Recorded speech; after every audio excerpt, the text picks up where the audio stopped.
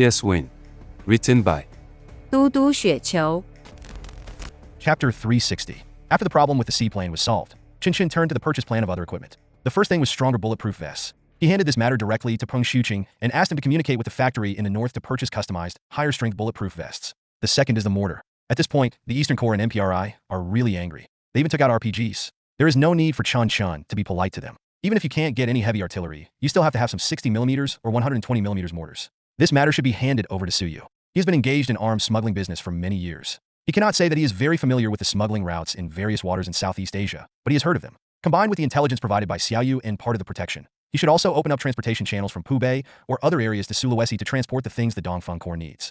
The first batch will be used as a scout, and we will get some 60-force ones first. If this route can really be successfully paved, then other things can also be transported in. But of course, the most important thing about transporting goods to Sulawesi is not export but import. But it happens that the important port town of Kendari is still under the control of Ganawan, and he can use some other conditions to exchange interests with him. At present, although the two sides have completely consistent interests, their positions are basically the same, and the basis for cooperation between the two sides is at least much deeper than that of the United States. Therefore, Chen Chen was not too worried about the problem of this route. He was even considering cooperating directly with Ganawan and just put on the skin. The Indonesian police are responsible for importing the equipment and are responsible for their use. In this way, Dongfeng Group does not have to bear any risks in terms of legality and compliance. It can still do big business. However, the problem with this plan is that we must be deeply bound with Indonesia. Indonesia is wavering on some of its positions. If its biggest backer doesn't agree, it's better not to do things that it shouldn't do. Let's put it aside for now. After all, you can't get fat in one bite. Just take it slow. After everything was arranged, Chen Chen's mentality became calmer. At this time, there is new good news. The first batch of 6 support personnel finally arrived in Sulawesi. Chen Chen asked Lin he to pick them up while he and Shi Dakai waited in Qingshan Park with their gear on. Now that the group has grown bigger, many things need to be formalized. The approach of respecting the wise and treating the humble with respect can be used, but it cannot be excessive. Once it goes too far and becomes too intense, the rules become chaotic. But of course, when everyone arrived, Chen Chen was the first to receive them. Sitting in the office of the Dongfeng Corps, 6 people lined up and stood in standard military posture. Just this temperament alone is completely different from the militiamen from the local armed forces. Chen Chen was very satisfied with their performance. What he wanted was not a scary soldier who knew nothing and had a bad temper, but a ruthless person who could fight and was willing to risk his life for money after becoming a mercenary. These 6 people all had this temperament. Chen Chen gave them a brief introduction. After they got to know each other, he and Shi Dakai took them to visit the park, assign tasks, and also distributed equipment. This is my office. If you have any emergency to report, you can come here and find me directly. But if there is nothing special, you can just go to this person, Shi Dakai, directly. He is your direct commander, or you can call him Captain Shi. He is responsible for the frontline command of the battlefield, and is also the chief officer on the battlefield. Clear. The 6 people answered in unison, and Chen Chen nodded. He continued walking forward while introducing. This is our camp, or should I call it a dormitory? It's quite spacious at the moment, and you can allocate your own rooms and beds. You have received basic training in Munka before, and have a basic understanding of our sentry system. The subsequent arrangements will be carried out according to the original standards. But we are in a war zone now. I require everyone to remain in combat mode at all times. Never leave your gun or equipment. If a battle breaks out, everyone must be in place within 1 minute. Can you do it? I can do it. The 6 people answered again, and Chen Chen nodded again. After a round, the newcomers had a basic understanding of the current situation and subsequent combat tasks. Chen Chen didn't say anything more and took them directly to the warehouse to let them choose the equipment they needed. This move completely stunned them. After all, although they used the latest firearms training in Munka and even used SCAR, what they saw before them still gave them a great shock. The most advanced guns, the most advanced night vision goggles, the most advanced bulletproof vests, even their radios are the most advanced. Is this the XM-109? Among the 6, the relatively young mercenary named Lu Siyuan asked. Yes, XM-109. Can you use it? I can use it. I fought with the QLZ-87 and it worked fine, Captain. Can I use this? Lu Siyuan's eyes were full of expectation, but Chen Chen shook his head and replied, you can only pick the personal equipment you carry with you, such as guns, sights, and gear. These special equipment are to be used according to the specific combat situation and are not owned by individuals. I understand. Lu Siyuan nodded quickly, and then explained. What I mean is, Captain, if there are similar combat missions in the future, you can give priority to assigning this position to me. I'm really good at it. Okay, no problem. Chen Chen answered immediately. In fact, in the entire Dongfeng Corps, only he and Shi Dakai currently have the skill of long-range shooting with a sniper grenade. And Shi Dakai obviously has more important responsibilities. Now that someone has offered to operate a sniper grenade, he naturally will not refuse. After getting his reply, Lu Siyuan's expression was extremely excited. Maybe he was indeed a howitzer when he was in the army, and he had feelings for this thing. Compared to him, other people's interests were more ordinary. After a round of selection, everyone got the equipment they needed. The differences mainly lay in the choice of primary and secondary weapons and sights. In general, there are 2 snipers, 2 machine gunners, and 2 demolitionists among the 6 people. The configuration is very balanced, and they can also undertake close-range assault combat tasks. Together with the remaining 7 combat-capable personnel of the Dongfeng Corps, the number of combat personnel in the Indonesian detachment has reached 13. Although the number is still insignificant compared to MPRI and JD elements, it is at least enough to deal with small-scale conflicts. The next group of personnel arrived a week later, with a total of 12 people. By that time, The size of the Eastern Corps will be further expanded, and the completeness of its equipment and combat functions will be further improved. Chen Chen's goal is to maintain a team of about 50 people in Indonesia, but recruiting this number of people is not something that can be done in a short period of time. After the newcomers were settled, Chen Chen finally breathed a sigh of relief. At this time, La Bota was still not calm. The police were searching for the JD elements who were responsible for the bombing, and gunshots could be heard from time to time outside. Like him who had just arrived in La Bota, the 6 newcomers were still quite nervous. After all, they had never experienced actual combat, lacked experience, and were not mature enough in mentality. So, Chen Chen made a prompt decision, and without giving them more time to adapt, he called Argus directly and asked him to arrange a joint patrol. In order to ensure safety as much as possible, Shi Dakai personally led the team to participate in patrols. As an afternoon passed, Labota's gunfire went from sparse to dense, then from dense to sparse, and finally stopped. When the patrol returned in the evening, the temperament of the 6 people had changed.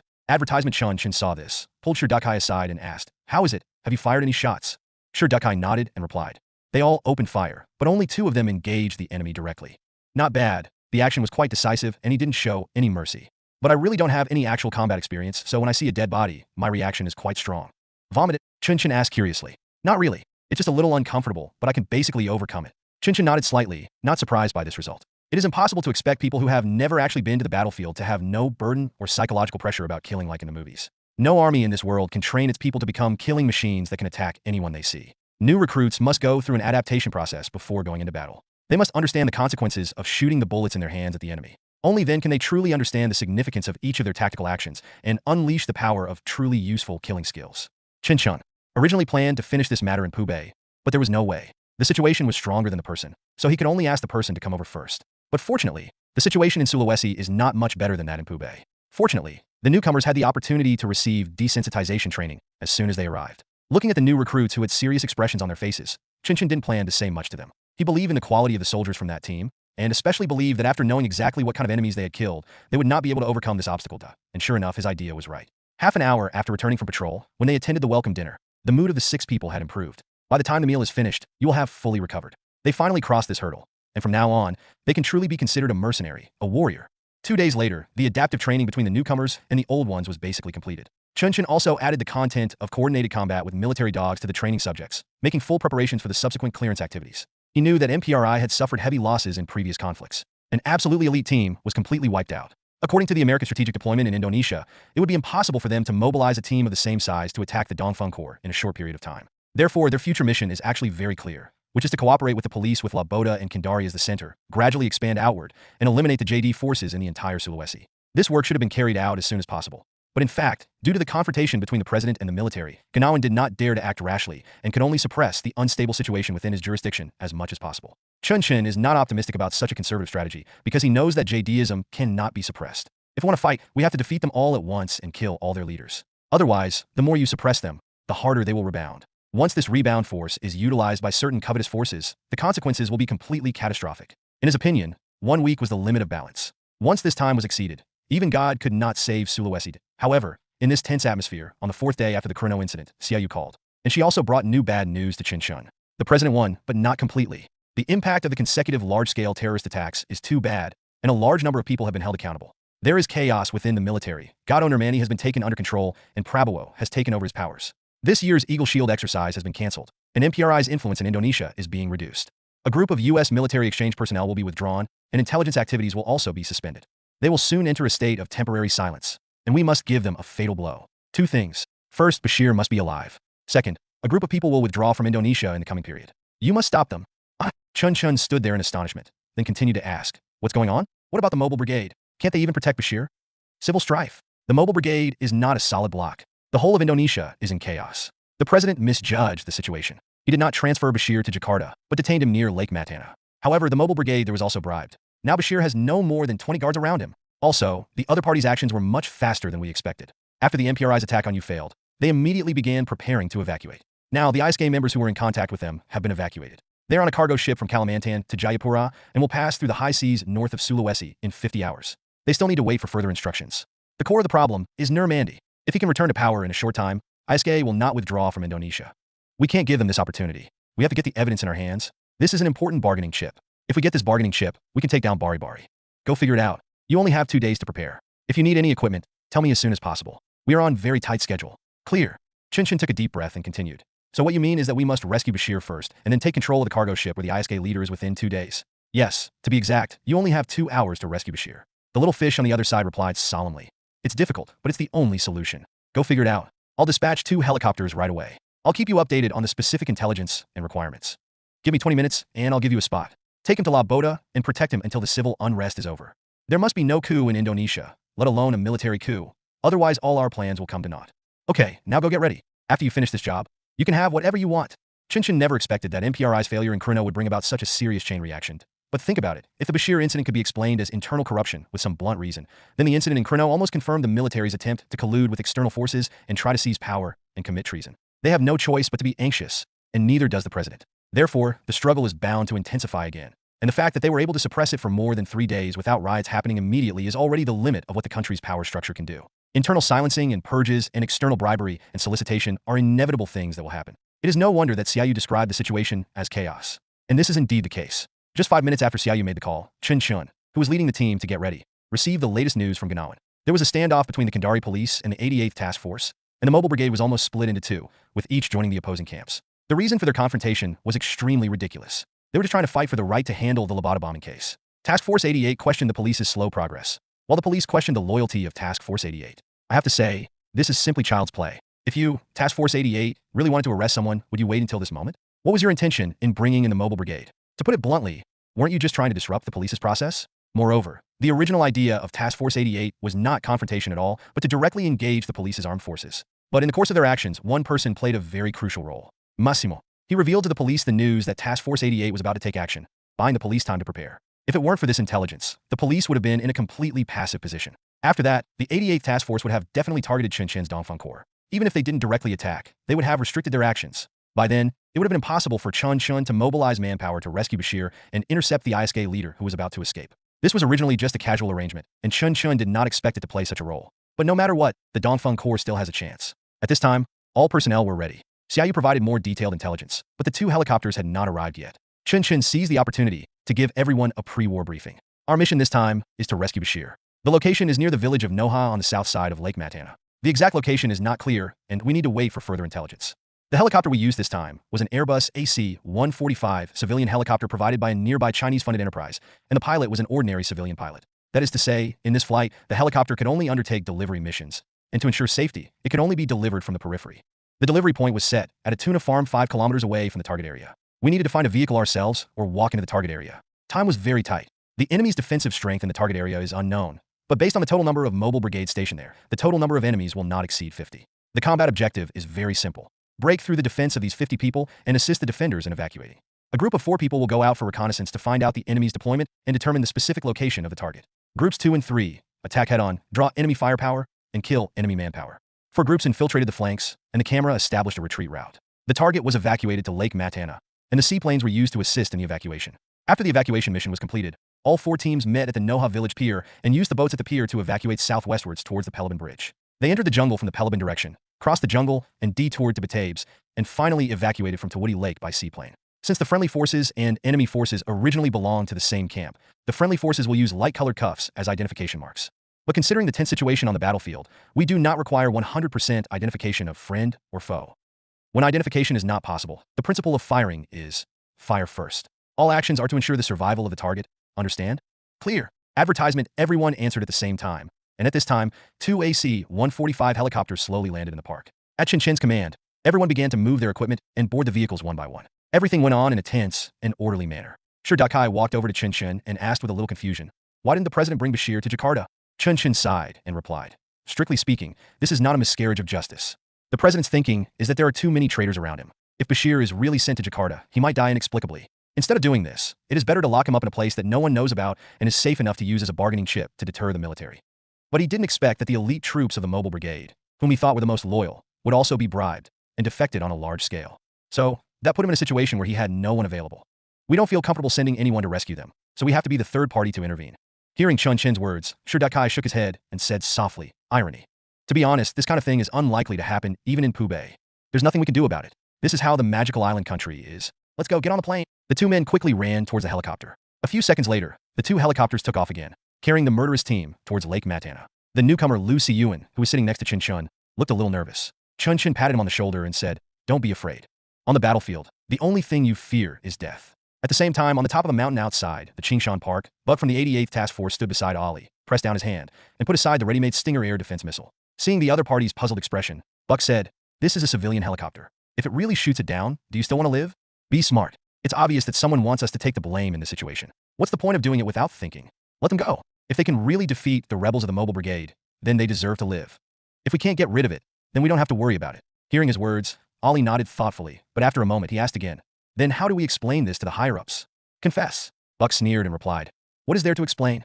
There is no firing window, the target cannot be locked, and the opponent is too fast. What's the reason? It's not easy to be an executioner. You have to know whether the person you are killing is worthy of being killed. Okay, let's go back. This is their business and has nothing to do with little minions like us. However, if the Dongfeng Corps can accomplish this, then I'm afraid the whole of Indonesia will really be turned upside down. That's fine. Some of the things and people here really need to be dug out and cleansed."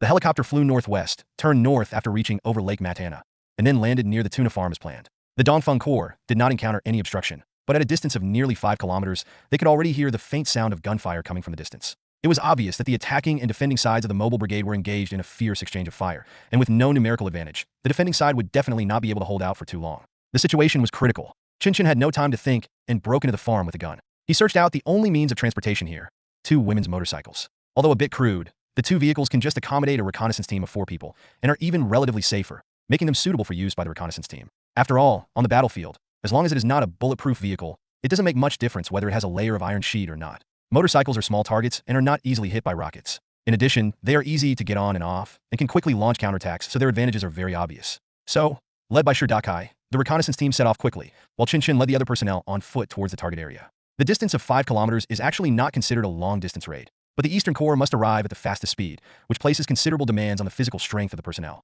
Fortunately, even the new recruits who have just arrived have no problems with physical fitness. It only took 15 minutes for the fully armed Dongfeng Corps to cover a distance of 2 kilometers, and at this time, the first round of reconnaissance intelligence of the reconnaissance team had also been transmitted. "We have reached the target area, and the fighting between the attackers and defenders is very fierce. The target is located in the center of Noha village on the shore of Lake Matana. The defenders are defending around the village buildings, and the attackers are surrounding and attacking from 4 directions. The number of defenders is about 20, and the number of attackers is about 60. Neither side has heavy equipment. The situation is very strange. The focus of the dispute between the 2 sides does not seem to be the core area of the village, but the bridge on the north side outside Noha village. It looked like the defenders were trying to break through the bridge, but the attackers were under heavy fire, and they were pushed back multiple times." Hearing this, Chen Chen couldn't help but frown. Of course, if you are surrounded, you can choose any direction to break out. Only by breaking the encirclement and relying on mobility to reduce the area of contact with the enemy and lower our own casualties will it be possible to continue to organize effective interception and blocking and cover the evacuation of core targets. But the problem is that considering the terrain of Noha village, choosing to break out from the north is the most irrational option. The reason is very simple. The bridge on the north side of Noha village is connected to the main traffic artery. Although it seems to be conducive to evacuation, in fact, the faster you run, the faster the enemy will chase you. In addition to the difference in numbers between the attacking and defending sides, relying on the advantageous terrain, the attacking side can quickly concentrate its superior forces, deploy sufficient forces at the focus of the battle, and gradually erode the breakout force of the defending side. The defending side already has fewer people, and after further depletion of personnel, the gap between them and the attacking side will be even greater. Because in a 20 to 60 situation, the death of 5 people did not simply increase the personnel gap from 40 to 45, but increased the force difference from 3 times to 4 times. An experienced commander would never make such a decision. He would either choose to continue to hold on and wait for help, or choose to break out in a non-main road direction, using the rugged and inconvenient terrain to limit the power gap between the 2 sides. And now, the commander of the Mobile Brigade's defending side was obviously stunned. That means he probably didn't receive any news about the oncoming reinforcements, and was trying to break out with his own strength in a desperate attempt. This situation is very dangerous. And what is even more dangerous is that the Dongfeng Corps now has no way to establish contact with the other side. We can't wait any longer. We can't wait until all our forces are in place before launching an attack, because by that time, the Mobile Brigade's defenders may have been wiped out, and it would be a complete pipe dream for us to save people. Thinking of this, Chen Chen said decisively, "Group 1 is divided into 2 teams, the sniper and machine gunner stay, and launch an attack immediately, relying on the favorable terrain of the outer jungle. Harass the enemy through sniping and scattered shooting, attract enemy firepower, and reduce the pressure on the defenders. We must immediately make our identity clear to the defenders, let them see the existence of our support force, and give up their aggressive tactics. The rest of the team, drive the motorcycles back to pick them up. Clear." Dakai answered immediately, and soon after, the sound of sniper rifle firing was heard over the radio. "Everyone full speed ahead." At Chen Chen's command, everyone sped up again, and just 5 minutes later, the 2 women's motorcycles appeared in everyone's sight again. The Dongfeng Corps mercenaries wearing full protective gear were too large, and a motorcycle could only carry 2 people at most. They were completely unable to perform the tricks that the Indians did. So Chen Chen could only arrange for the machine gunner to get on the vehicle first and provide fire support to the remaining 2 members of the reconnaissance team. At this moment, he felt deeply the tremendous significance of delivery capability and even, to some extent, empathized with the acrobatic performances of the Indian brothers. To be honest, if the Dongfeng Corps had practiced their trick, let alone 2 motorcycles, even with only one, they would have been able to transport all the personnel to the designated location. But fantasy is just fantasy after all. All he could do now is to move forward on foot while arranging 2 motorcycles to pick up and drop off people. The good news is that after the first round of deployment, the firepower of 3 light machine guns and 1 sniper rifle had formed enough suppressive force, especially when all of their members were wearing heavy armor and the other side had only a small amount of bulletproof vests. The rebels of the mobile brigade quickly suffered a collapse retreat. The positions originally deployed near the bridge were captured, and the main traffic arteries were controlled. The safety of the Dongfeng Corps' force deployment was further guaranteed. Everything went very smoothly.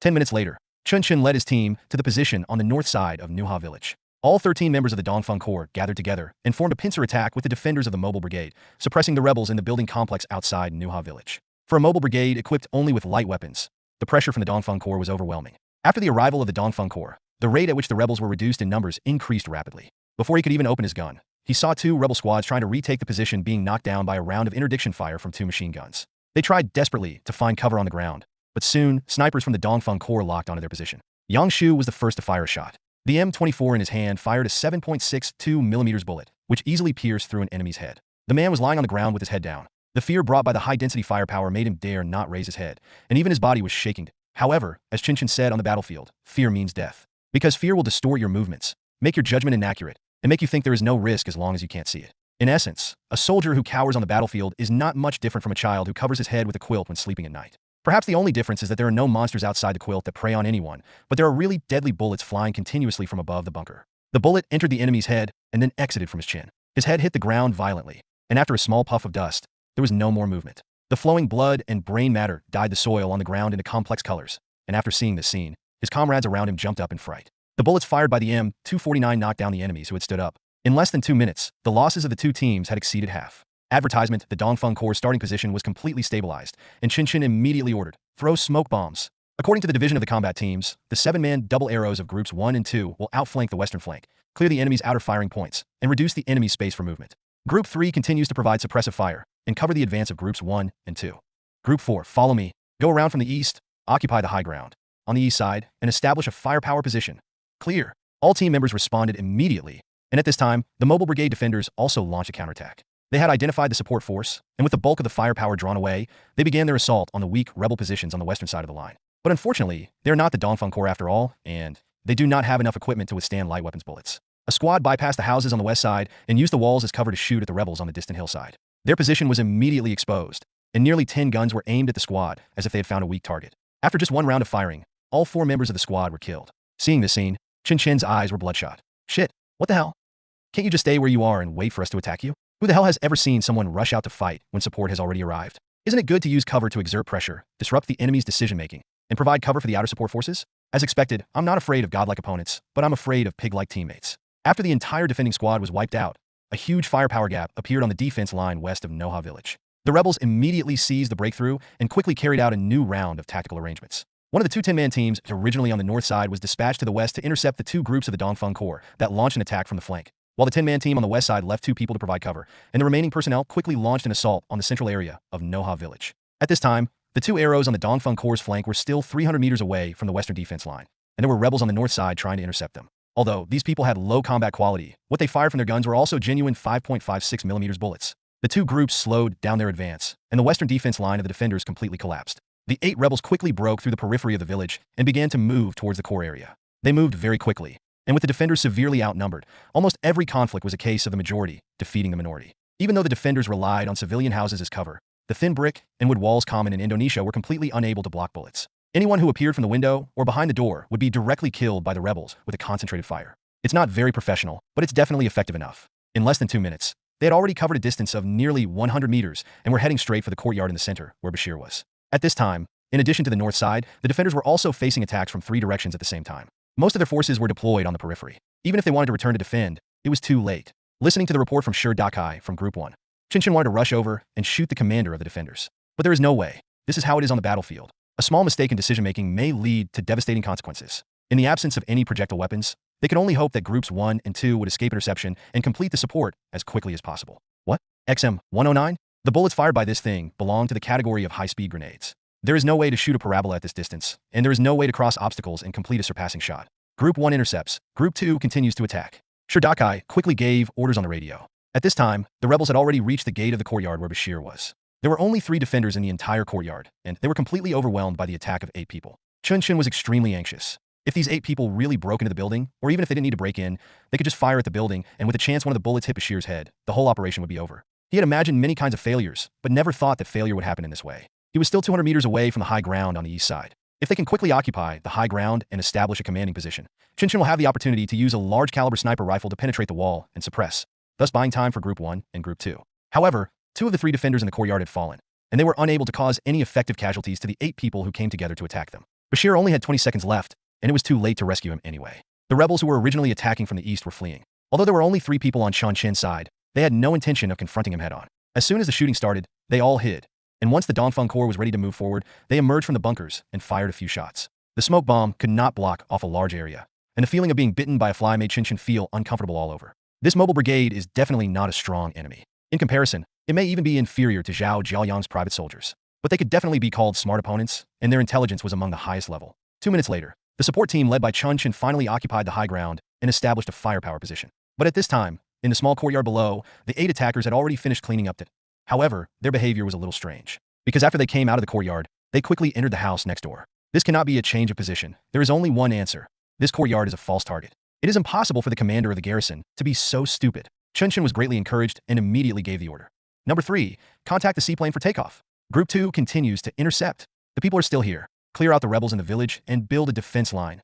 The combat effectiveness of the mobile brigade is not worth mentioning in front of the Dongfeng Corps, especially when the helicopters have been transferred in advance. How can those police armed with light weapons fight against the beggar version of Astartes like the Dongfeng Corps? Because of the false targets set up by the defenders, they had completely lost the opportunity to solve the problem through a single assault. After Group 1 completed the interception of the rebels and Group 2 entered the village, the entire battle situation immediately reversed. The 8-man group of rebels was intercepted by 2 groups. On the narrow road in the village, the team leader Lin, he arranged a standard hellfire formation according to the tactics he learned from Chen Chen. The team members at the front were firing crazily with M249. The pouring rain of bullets overwhelmed the rebels who were already in chaos and made them unable to raise their heads. Afterwards, Lin He, who was in the second position, used a rifle to continuously fire at the enemy, killing 4 enemies in just a few seconds. After one round of magazine was emptied, Lin He swapped positions with the third person. While he was changing the magazine, the third person took over his responsibility and continued to fire at the enemies who had already started to flee. Their efficiency is terrifyingly high, and the entire engagement process takes no more than 30 seconds. But within these 30 seconds, the outcome was decided.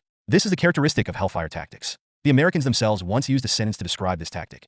In the first 30 seconds, you have God's protection, and no team in the world can withstand such firepower and shock. After 30 seconds, God will stand on the side with more people and more guns. However, although this is the case, in fact, 30 seconds can change many things. After a round of firepower output, only 2 people were left in the group of 8 who entered the village, and even these 2 people could not escape the gun of Chen Chen, who had established a high ground firepower point on the east side. With the help of ACOG, 2 armor-piercing bullets accurately hit the torsos of the 2 fleeing men. The bullets easily penetrated the thin police bulletproof vests and knocked them to the ground. At this point, the crisis within the village has been resolved, and the plan is finally back on track. While Chen Chen directed Li Bang and Yang Shu beside him to continue intercepting the enemy who had retreated to the east, he himself quickly completed an overall observation. At this time, all the enemies on the east and west sides of the village had been eliminated. On the south side of the village, there were still nearly 10 rebels exchanging fire with 4 defenders. On the north side, there were 6 people cooperating with 3 people from the Dongfeng Corps support group, trapping nearly 20 rebels in the middle. The situation has gradually stabilized. Chen Chen thought for a moment and issued a new order. Group 2 quickly head to the north side of the village for support and establish contact with the defenders. Group 1 abandons the western position and prioritizes clearing the enemies on the south. Group 3 detour eastwards, take turns to cover each other, and reunite with me. Execute quickly. Clear. After receiving everyone's reply over the radio, the entire Dongfeng Corps immediately started moving. In less than 2 minutes, the formation was adjusted. During the adjustment process, the Eastern Corps conveniently caused more than 10 casualties, and the entire rebel team completely collapsed. Can't fight. How to fight this? The only chance has been missed. It is impossible to kill Bashir. It is the stupidest choice to fight against this powerful team. Then, the rebels began to evacuate northwards. Chen Chen keenly noticed their movements and immediately ordered to open the passage and not to pursue them. In fact, this is also the most important reason why he transferred Group 3 from the north side. Annihilation warfare is the most difficult to fight, especially in a village environment where there are many bunkers and the field of vision is not wide enough. Even though Chen Chen has established observation points, more than 60% of the entire battlefield is still in blind spots. Unless you have high-altitude vision and full map hacks like the previous MPRI team, there is no need to use your own statement to challenge and achieve a completely unnecessary result. The goal was to evacuate, so wouldn't it be enough to just take Bashir away? 3 minutes later, the enemies on the south side also began to evacuate eastwards, and Group 3 had also reached the commanding heights. Lu Siyuan was panting while carrying the XM-109. The total weight of the XM-109 was close to 40 kilograms. With the heavy equipment on his body, his weight had reached nearly 80 kilograms. Chen Chen was really surprised that he could still keep up with the team under such an extreme load. However, this also reflects the uselessness of XM-109. This time, Chen Chen originally planned to use this gun to deal with enemies inside the building. But unexpectedly, the battle was almost over, and XM-109 had not yet had a chance to play. Fragile buildings do not require large-caliber bullets to penetrate, and neither side relies on buildings for attack and defense. Most of the time, the role of buildings is not to serve as cover but to block the line of sight. In this case, the XM-109 is completely useless because its lethality is completely exceeded. What's the point of killing a squad with one grenade, who will stay in a dense battle position for you to attack? Objectively speaking, its killing efficiency is not even as good as that of an ordinary 416 Hong Kong dollars loaded with armor-piercing bullets. Looking at Lu Siyuan, whose hands were shaking, Chen Chen shook his head and asked, "Can you still fight?" "Can fight." Lu Siyuan answered without hesitation. So Chen Chen did not ask any more questions and simply gave the order. "Hold this position and keep observing the battlefield environment." "Clear." The three members of the group answered at the same time. Chen Chen nodded and decisively led the team to move. He planned to go to the Noha village pier to establish a defense line and open an evacuation route. The distance is 500 meters, and based on their travel speed, it will take less than 5 minutes to arrive. At this time, the seaplane that came to pick up the troops had taken off for more than 10 minutes, and it would take at most 15 minutes for the plane to land at Lake Matana. During this time, the Dongfeng Corps had to control the dock, prepare the boats, and make all preparations for evacuation. The sound of gunfire continued, but the density had almost dropped to the limit. Chen Chen even had a feeling that the difficulty of this mission was too low. Although there was a small incident in the middle, the plan has been going quite smoothly so far. All that was left was to find Bashir, get the boat ready, and get him on the plane, and everything would be over. And just at this moment, Lenny's report came from Chen Chen's headphones. "We found Bashir, and the target has been recovered. Target is in good condition. We have established contact with the garrison commander, but communication is not smooth. Captain, he needs to communicate with you directly." Hearing this, Chen Chen's brows furrowed slightly. He made a gesture to stop moving forward and turned to hide at the corner of the road. Li Bang stood in front of him to provide cover, while Yang Shu switched to an automatic rifle and half-crouched behind Chen Chen, controlling an entire fan-shaped area. Standard two-man guard formation. After a friction sound, the radio seemed to be handed over to someone else. Then, a burst of urgent shouting came from Chen Chen's headphones. "Bridge! Blow up the bridge! Tanks! There are tanks! 756th Ranger Infantry Battalion! They're coming!" Advertisement. As soon as the words fell, Chen Chen's scalp exploded. He finally understood why the defenders had acted so frantically before. They did not want to evacuate. They wanted to destroy as many bridges and roads as possible to the village of Danyuha to prevent the military from entering. The 756th Ranger Infantry Battalion was a unit under the Indonesian 3rd Infantry Division stationed in Sulawesi. However, unlike other combat units, this infantry battalion was not directly under the command of the division, but was led by the 20th Brigade and the 17th Military Region. Their permanent residence is actually Javajaya in Papua, but because the anti-terrorism situation in Sulawesi has become increasingly severe in the past 2 years, the military transferred them to South Sulawesi province for various reasons, and they have almost become permanent troops here. There is no doubt that the reason for doing so is because of their direct leadership relationship. Without going through the division headquarters, this team is more like a special private army, and in the mission of killing Bashir and silencing him, it is too normal for the Commando Infantry Battalion to come and get involved. I know it's not that simple. Bashir is such a key node. If the military really wants to kill people and silence them, how can they only rely on the rebellious mobile brigade? They must have a backup plan. The only thing Chen Chen didn't expect was that their backup was actually the army, not the 88th Task Force that was confronting the police. Isn't this obvious treason? Is the military really crazy? Without time to think, Chen Chen immediately said, "Don't blow up the bridge." Will they be unable to cross if you blow up the bridge? Lu Siyuan, lead the team to evacuate. Find shelter. This assault battalion doesn't just have tanks, they have heavy artillery. Everyone leave the village area immediately and move to the jungle on the west side. Take Bashir away now. Clear, clear. As soon as he finished speaking, Chen Chen stood up immediately. He already felt clearly threatened. Did the rebels retreat so decisively really because they knew they could no longer win? Their tactics were quite mature and their command was quite professional. In this case, they should not have retreated but retreat to the assembly point and reorganize the attack. There is only one reasonable explanation. Artillery strikes are on the way. They didn't intend to leave any survivors in this village, so there was no need to waste manpower. The three of them ran all the way to the jungle on the west side. If someone were to observe from above at this time, they would find a strange scene in the combat zone. Both sides of the battle were running for their lives, as if someone was chasing them from behind. Even across a residential building, players from both teams passed each other by each other, but no one stopped. This sounds a bit ridiculous, but in fact, it is not at all. Because, just when Chen Chen had led his team out of the densely built-up area of the village and reached the edge of the jungle, a shell had already hit heavily with a scream of death. Boom! The bomb landed less than 50 meters away from Chen Chen, and a huge shockwave almost knocked him over. He threw himself forward, and, raising himself on his elbows, he cried out, "Get down! Everyone get down! Wait for the first round of shelling to end! Don't move!"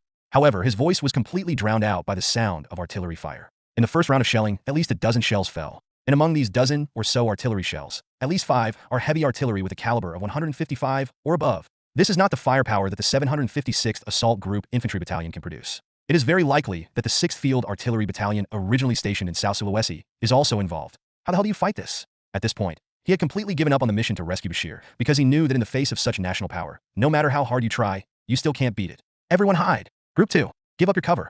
Take care of yourselves. Fuck Lu Siyuan. Throw away the gun. Take cover. Seeing Lu Siyuan still holding on to his XM-109 in the distance and refusing to let go, Chen Chen almost wanted to rush up and give him a slap in the face. After hearing his words, Lu Siyuan finally threw away the XM-109 and began to move towards the jungle with others. They really had good luck. The high ground on the east side was the focus of the fire attack, but Chen Chen's order arrived less than a minute faster than the artillery fire arrived. It was this 1 minute that saved them from being blown to ashes.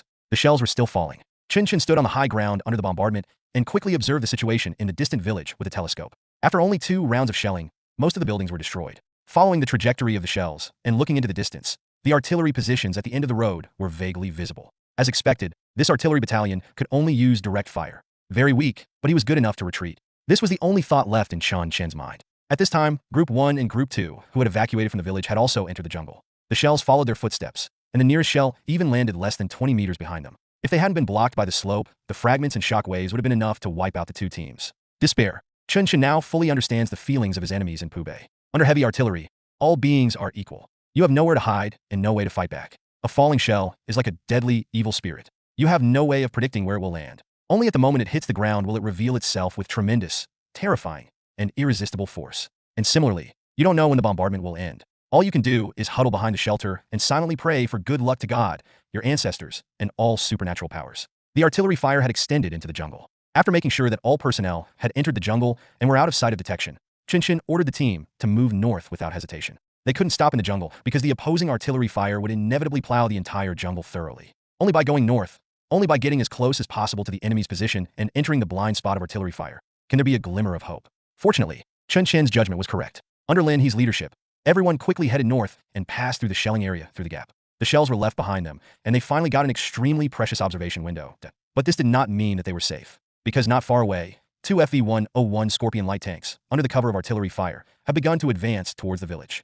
Are there any anti-tank equipment? In the jungle, Chen Chen looked at the commander of the mobile brigade in front of him and asked sternly. The latter was already frightened by this round of artillery fire. He was stunned for more than 10 seconds before he finally answered. No.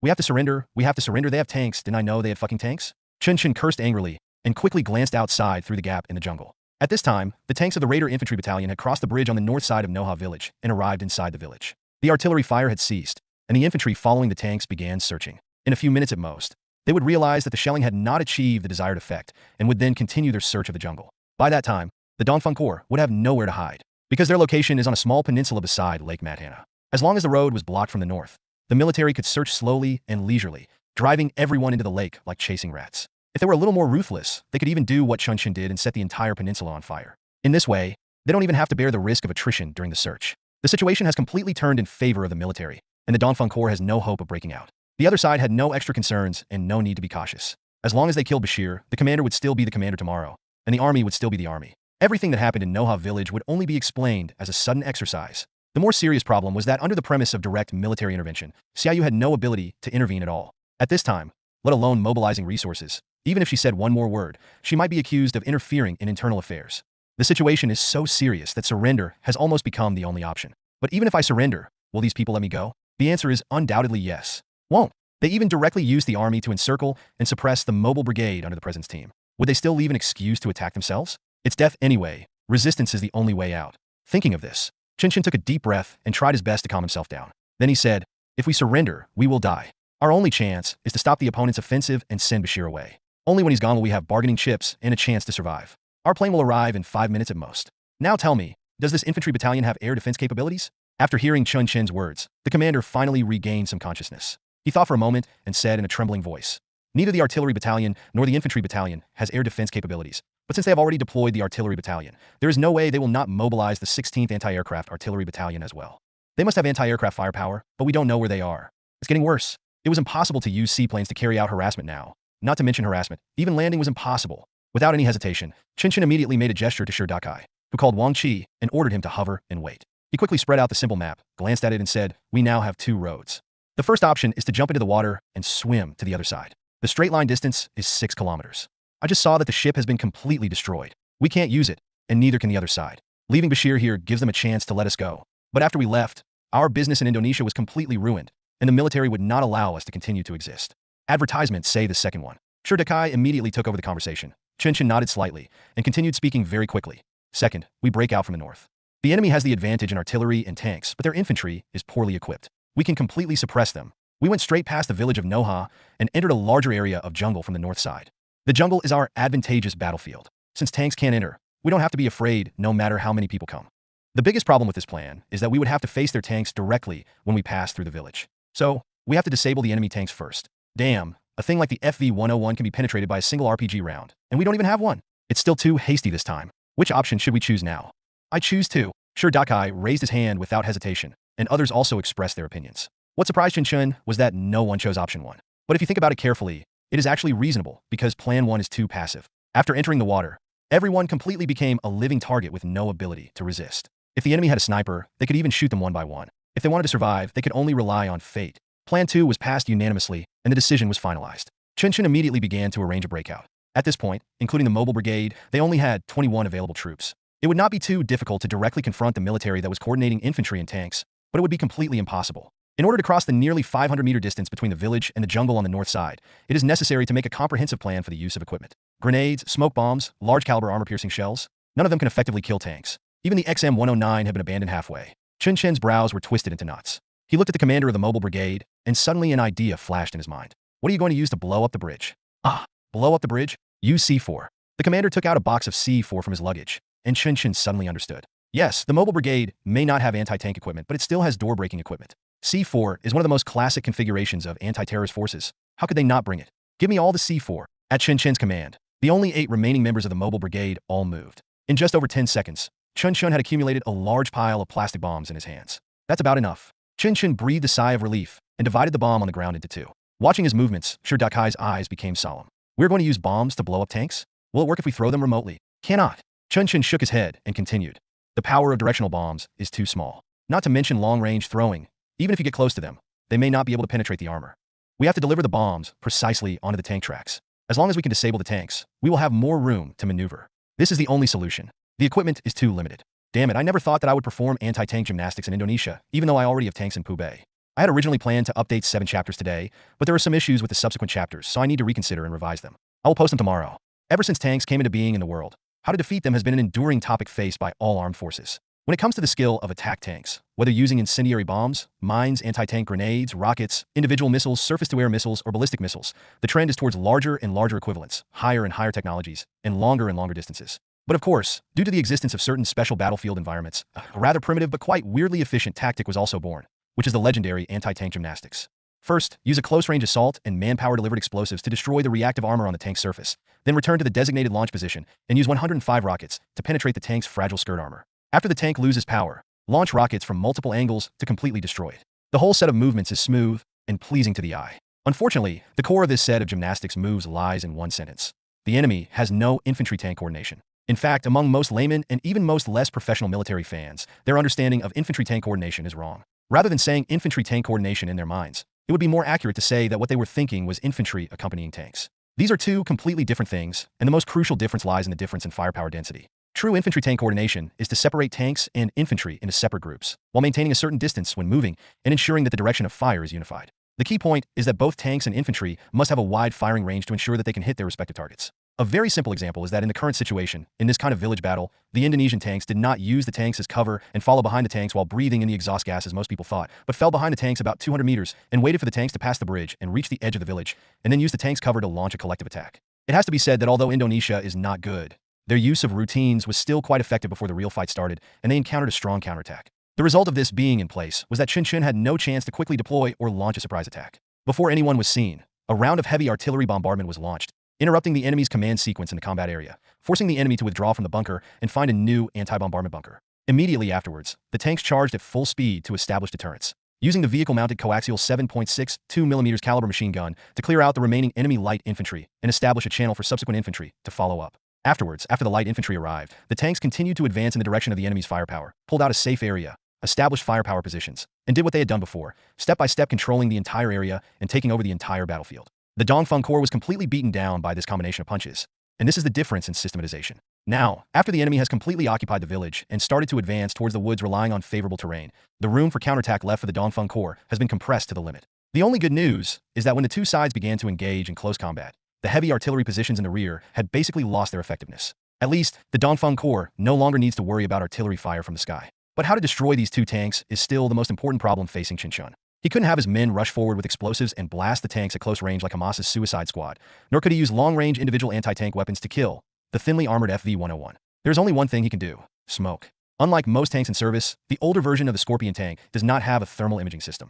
The reason is simple: it is too small. To put it more intuitively, the size of this reconnaissance tank is about the same as a civilian QQ car. If the commander and the gunner go out of the cabin to observe at the same time, it will look like a naughty child trying to squeeze out of the sunroof of some compact SUV to see the scenery. Precisely because of this compactness, it is only equipped with a passive night vision device on the right side of the turret, but the performance of this thing is extremely worrying. It is a product of night vision technology in the 1960s. By 2010, its functionality was completely outdated. Most of the time, neither the commander nor the gunner used this equipment for observation, but directly used the periscope for visual observation. In this case, the interference of smoke bombs on tanks is quite obvious. Chen Chen was very sure that as long as he could deploy enough smoke area around the tank, his team members would be able to seize the narrow time window and deliver the C4 onto the tracks. Well, several difficulties in the operational plan are actually very clear. First, how to use the very limited smoke bombs in hand to cover the observation field of the two tanks and at the same time separate them from the infantry behind. Second, how to cross a distance of nearly 200 meters in a very short time and rush to the vicinity of the tank. You should know that the FV-101 has been further modified to be lightweight in Indonesia. The maximum speed of this thing can reach nearly 90 kilometers per hour. How long will it take for you to catch up with it on your own 2 feet? The tank driver is not a fool. You have thrown the smoke bomb, so how can he not run? So, this is actually a problem of time difference. It is necessary to predict the direction of the tank's movement and complete a series of tactical actions after throwing the smoke bomb during the dozen seconds when the enemy slows down, turns around, and reaccelerates. The third point is the most critical. If the tanks can be blown up successfully, how can the personnel be withdrawn? The Eastern Corps is not Hamas's death squad. Chen Chen has invested a huge cost in every person, and the casualties of each of them are irreparable and significant losses. If you can go there, you must be able to come back. Therefore, there is actually only one solution, which is to destroy two tanks at the same time. This is definitely not an easy task. All tactical maneuvers must be extremely precise. Even a deviation of just 1 second may lead to the collapse of the entire operation and the destruction of the entire team. At this time, the two FV-101s had turned to the west side of the village. They took full advantage of their mobility and patrolled back and forth along the road on the west side of the village. At the same time, they used the 7.62mm machine guns on the turrets to fire at the woods, suppressing the counterattack of the Dongfeng Corps. At the same time, nearly 100 light infantrymen had established a defense line in the village. Under the cover of the fire support group in the rear, for groups of nearly 50 people searched and advanced in a skirmish formation towards the jungle, continuously opening fire to provide cover during the process. As long as someone showed up, they would be suppressed by a series of mixed machine gun and rifle fire. There is absolutely no chance. All tactics have lost their meaning. Under the powerful and systematic fire suppression, the Dongfeng Corps cannot launch an effective counterattack. The enemy was approaching step by step, bullets kept flying over heads, and everyone began to get nervous. A police officer from the mobile brigade finally couldn't bear it anymore. When another bullet hit the tree trunk next to him, he stood up with a scream of fear and ran to the back desperately. But as his figure was exposed, the machine gun on the tank immediately locked onto his position. A series of bullets flew at him, and he was nailed directly to the tree in front of him. Don't move. The distance is too far, and the smoke bomb cannot reach it. Keep waiting for the opportunity. Chen Chen gave the order again, and all the members of the Dongfeng Corps had their hands on the pull ring of the smoke bomb. At this time, they were still nearly 100 meters away from the tank, 50 meters of which were sparse jungle and 50 meters were open areas on the west side of the village. Considering the enemy's dense firepower, the Dongfeng Corps' only chance was the moment when the enemy search team approached within 50 meters of the jungle and was parallel to the tanks. Chen Chen held the gun in front of him and said in Chinese, "Remember, follow my Chinese command. After we meet the enemy, we will quickly charge to the south. Don't worry about Bashir. If we can kill the tank alive, it won't be too late to come back and find him. After leaving the woods, we need to use the shallows on the south side as a passage and quickly go around to the east." Advertisement. After reaching the shallows, Group 1 threw smoke bombs to block the enemy infantry site and relied on the water as cover to continue firing and suppressing. The rest of the group will continue their assault eastward, bypassing the dock and conducting suppressive fire on the enemy in the village area. Spread out your formation as much as possible, and don't give the tanks a chance to hit the target with one shot. Tanks are always faster than us, so we can only fight back. 2 teams of 2 people carrying C4 will wait for an opportunity at the dock. We will continue to draw enemy fire to the east, using the L-shaped terrain as cover, and bet that their tanks will continue to pursue. Of course, it's okay if you don't chase me. The infantry on the other side basically have no protective equipment. We're just hitting chickens when we hit them. If the tanks don't come, we'll just kill them off bit by bit. Do you understand? Clear. Everyone answered in turn. They had all seen the core of Chen Chen's plan. To put it bluntly, he wanted to use the complexity of the terrain to offset the opponent's advantage in mobility and create opportunities for infantry to approach tanks. The L-shaped turn is the core of the core, and it is the only window period for the tank to slow down. But here comes the problem. If we want to implement this plan, the most critical issue lies in the startup phase. How can the Dongfeng Corps attack the southern river beach and seize that fleeting opportunity? A look of realization emerged on Shi Dekai's face, and soon, As he expected, Chen Chen repeated the battle plan to the commander of the mobile brigade in English. Although Sherdakai's English is not very good, he can also hear some obvious differences. He didn't say anything, but let out a breath and clenched the smoke bomb in his hand. The attackers' infantry were getting closer and closer, and just as the skirmish line crossed the tank, Chen Chen gave the order. Smoke bomb! More than 10 smoke bombs were thrown out in an instant and exploded at the edge of the jungle, immediately obstructing the vision of the tanks and infantry. At this moment, Chen Chen issued a new order. Go! Break through! He used English to say this. All the members of the mobile brigade stood up immediately, crouched down, and advanced northward, but the members of the Dongfeng Corps remained unmoved. Nearly 10 seconds later, Chen Chen gave orders again in Chinese, and then the 13 people stood up collectively and began to move quickly to the south. This is a very short time difference, but it is enough. The moment the mobile brigade appeared, the 76mm rifled guns on the two FV-101s opened fire at the same time. The shells exploded in front of the police officers of the mobile brigade, and 3 people fell on the spot. At the same time, the attention of the assault infantry, whose combat quality was not high, was diverted for a moment, and the density of suppressing fire to the west was reduced, creating an opportunity for the Dongfeng Corps to break through. Without even a glance back, they took less than 30 seconds to quickly reach the southern shoal before the bullets caught up with them. Smoke bomb! Chen Chen shouted. Then, several smoke bombs were fired, and the 30-meter area extending eastward from their position was completely covered by the smoke bombs. At this point, the Dongfeng Corps' plan successfully completed the first step. Thermal imagers were all put on their faces, and the smoke that covered the sky disappeared in an instant. In the thermal fusion display mode, the assault group infantry, who had just arrived near the tank, almost became sitting ducks. The Dongfeng Corps did not continue to advance eastward, but lay down on the spot and launched the first round of firepower output. The reason why infantry combat always emphasizes flank attacks is actually very simple. People's instinct is to focus on threats directly in front of them, but they often ignore threats from the sides. A team that has not undergone high-intensity training actually has extremely weak flank protection during the attack. Not to mention a quick counterattack, they don't even have basic cover. 5 machine guns, 6 rifles, and 2 large-caliber sniper rifles. More than 100 bullets can be fired every second. And these more than 100 bullets will claim at least 2 lives. In just 1 minute, almost half of the 50 people in the 4 groups of attackers were killed. They finally established a defense in the chaos and began to cooperate with the fire support group in the village to launch a counterattack against the Eastern Corps in the smoke. But the problem was that Chen Chen didn't plan to fight them in the same place. After leaving a group of members to cover according to the plan, Chen Chen continued to throw smoke bombs to the east and established a passage extending along the lakeside. Under intensive firepower, the remaining 9 people moved to the dock and, with the help of smoke cover, successfully occupied the dock that had been bombed into ruins and obtained basic shelter. At this moment, heavy artillery fire from afar roared in again. Their first round of attack targeted the corner of the L-shaped area. The group that remained in place immediately dispersed and hid, and the suppressing fire was interrupted, so the enemy once again took the initiative. But after all, they had created something almost unique. 2 groups of 2 hid in the bunker at the dock. From now on, they would not shoot or expose themselves, just to fight for the chance to kill with 1 strike. Chen Chen himself, with the last 7 people, continued to move eastward. They are the most critical bait, and they must exert sufficient pressure on the enemies in the village to force them to call for tank support. The heavy artillery fire was still extending, and the 4 people in Group 1 re-entered the woods with the cover of smoke bombs, avoiding the heavy artillery attack. In the next few minutes, they will enter the woods on the north side and use the 2 general-purpose machine guns in their hands to suppress the infantry's marching speed, forcing the infantry to become disconnected from the tanks. By that time, anti-tank gymnastics finally had a chance to take the stage. Ruins of residential buildings at 3 o'clock. Target 2 people. The sniper is at 4 o'clock. Yangshu, shoot him. There's a machine gun squad near the mosque. Short legs, suppressive fire. The enemy squad on the east side is maneuvering. Fire around to intercept them. Chen Chen took on-the-spot command to the extreme. He had given up on shooting himself, although he knew that with his current marksmanship, he could achieve efficient killing. But the problem was that what he was pursuing was not the highest killing efficiency, but the most extreme suppression power. Killing is not the goal. The goal is to make the other party feel helpless. Every decision they make must be countered immediately. Every action they take must be interrupted quickly. Their cover must no longer be safe.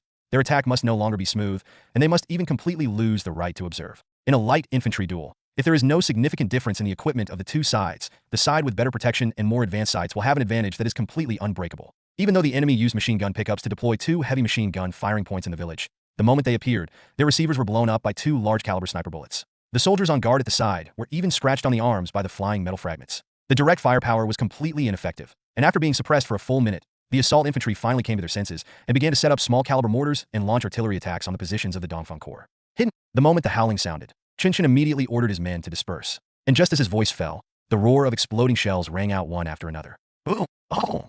Dust was flying, and the nearest shell was less than 10 meters away from Chen Chen. The shrapnel directly hit the side panel of the bulletproof vest, and the shock wave caused him to have ringing in his ears. This is indeed a very powerful response. In fact, when you are at a complete disadvantage in direct fire, using mortars to provide fire coverage is absolutely the right choice. Moreover, after all the parameters are set, all subsequent artillery fire does not need to be re-aimed. The gunner can almost just keep stuffing shells into the barrel. The enemy under artillery fire will not have any chance to fight back, and smoke bombs will no longer work.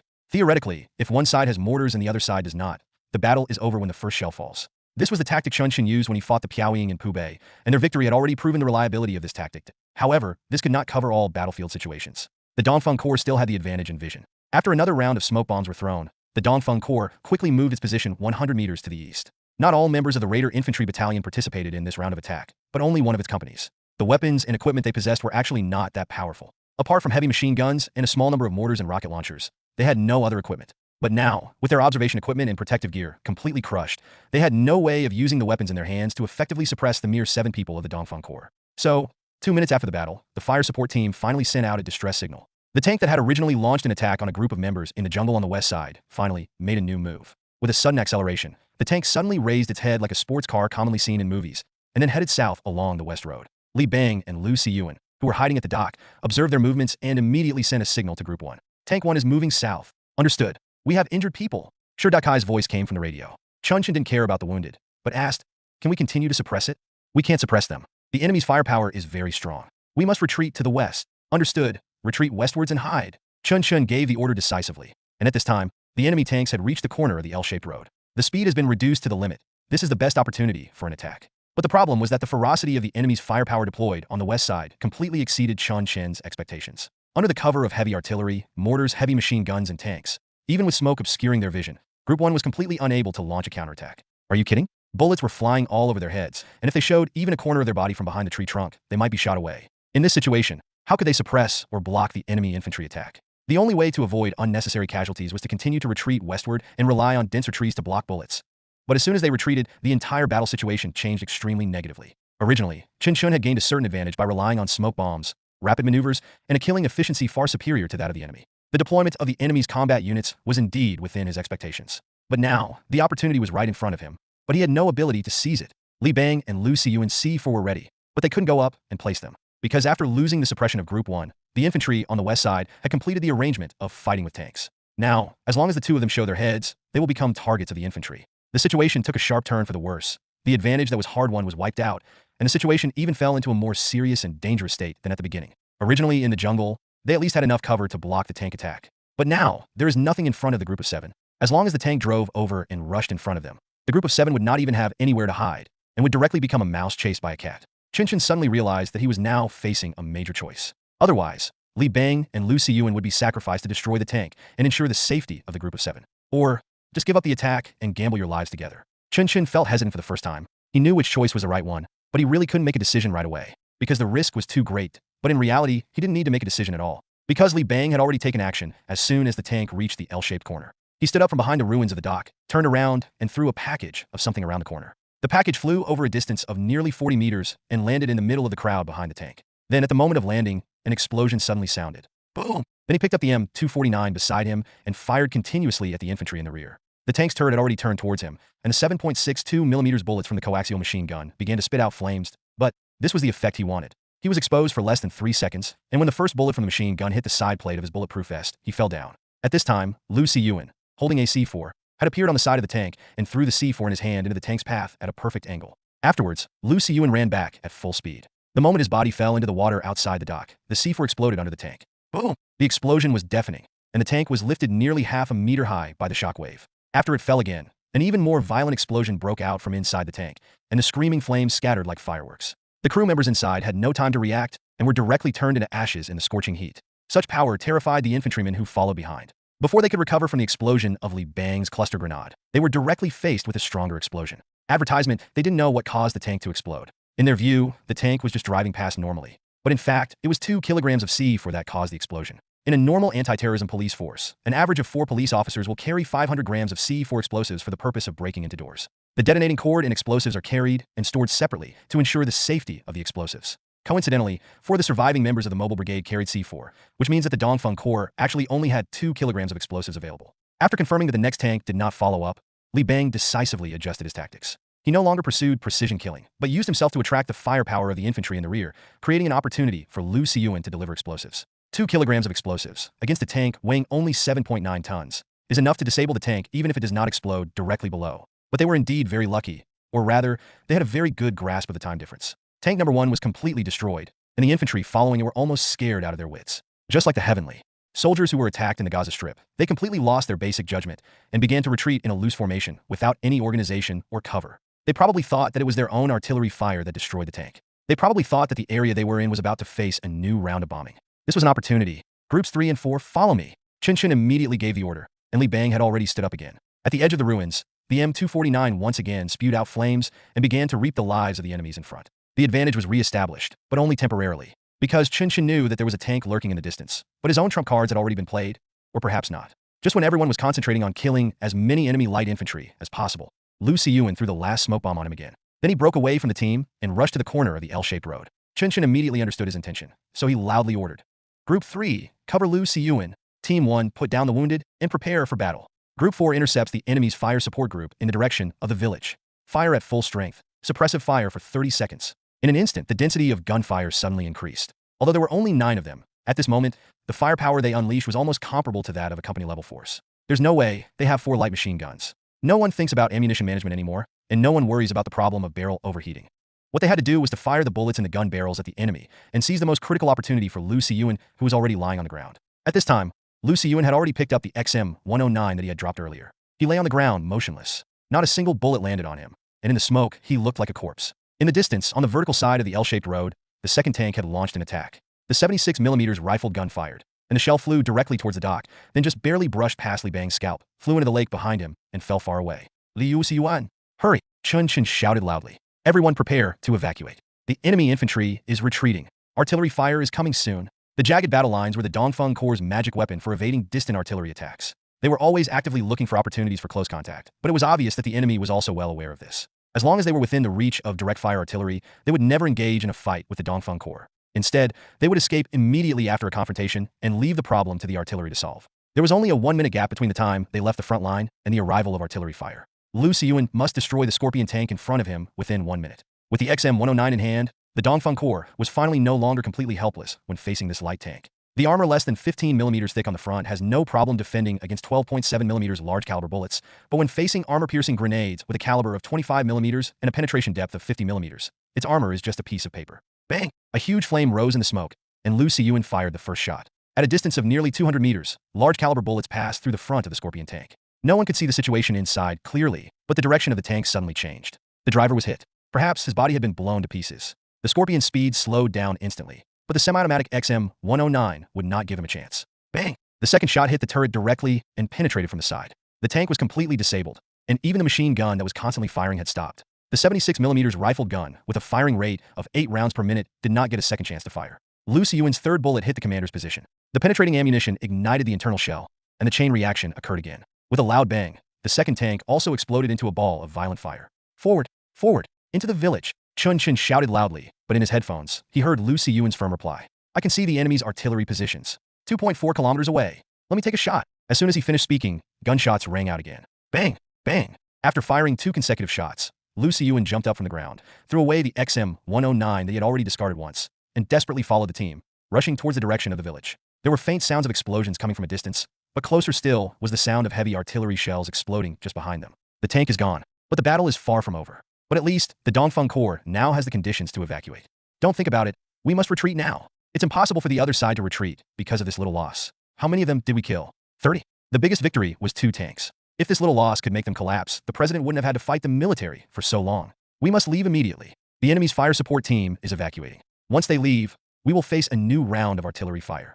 Notify Kai to meet up at the village during the lull in the enemy's firepower. We will head east into the jungle and leave the battle zone.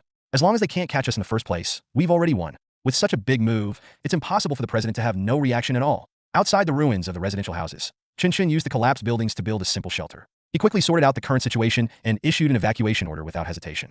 That's right, they still had no choice but to retreat. The 13-man team had no way of fighting against the regular army due to their insufficient equipment. From the start of the battle to now, they have persisted for a full half-hour.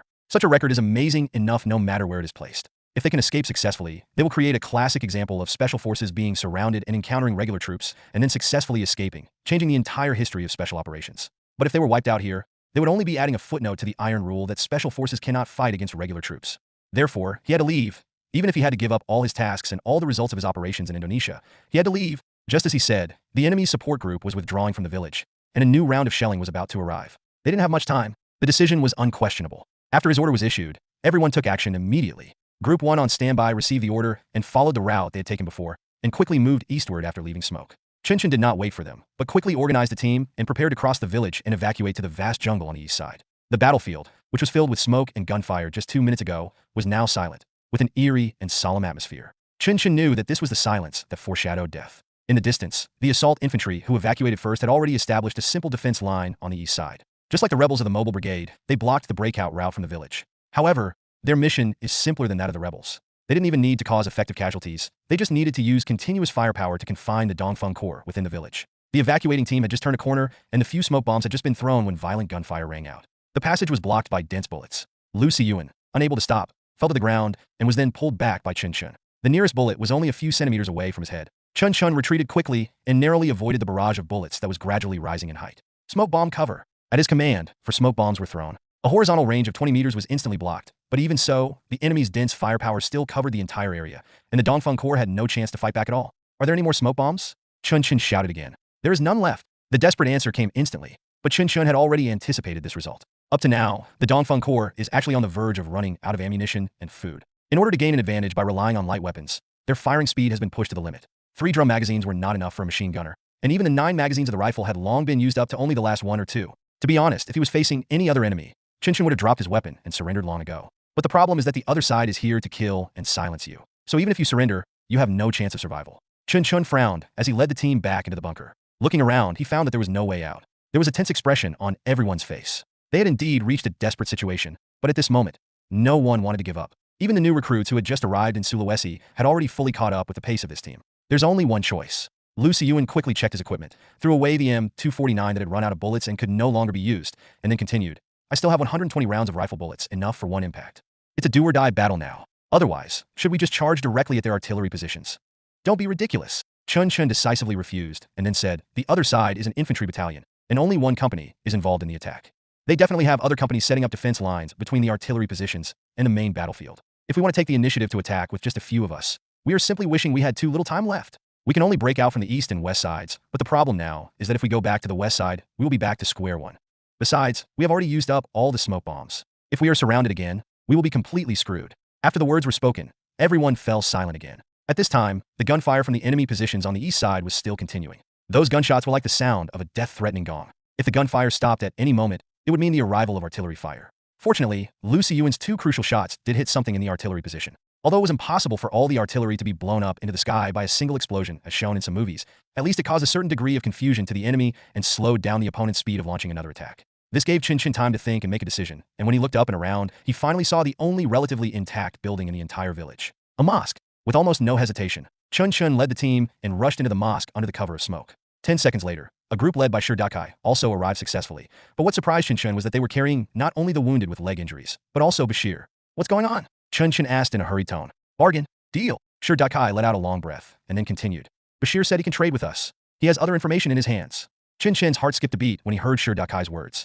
That's right, Bashir must have something he didn't explain clearly. This is the cause of this series of events, and the only logical fact. If he had already cleared up, the military would not have had to pay such a high price to kill him. If he was no longer useful, the president would not have spent so much money to keep him. Everyone is for the same purpose, which is Bashir's final value. Thinking of this, Chen Chen quickly called on Li Bang to assist in first aid for the wounded, and he rushed to Bashir and said bluntly, give me the information, otherwise we can only die together. Bashir had indeed seen the world before, no matter what kind of world it was, but at least in this situation, he remained calm and did not confront Chen Chen. Instead, he quickly replied, you must have a way to contact the outside world.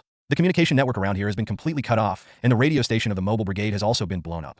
You can only threaten the military if you can communicate with the outside world. We have a satellite phone. We can get through.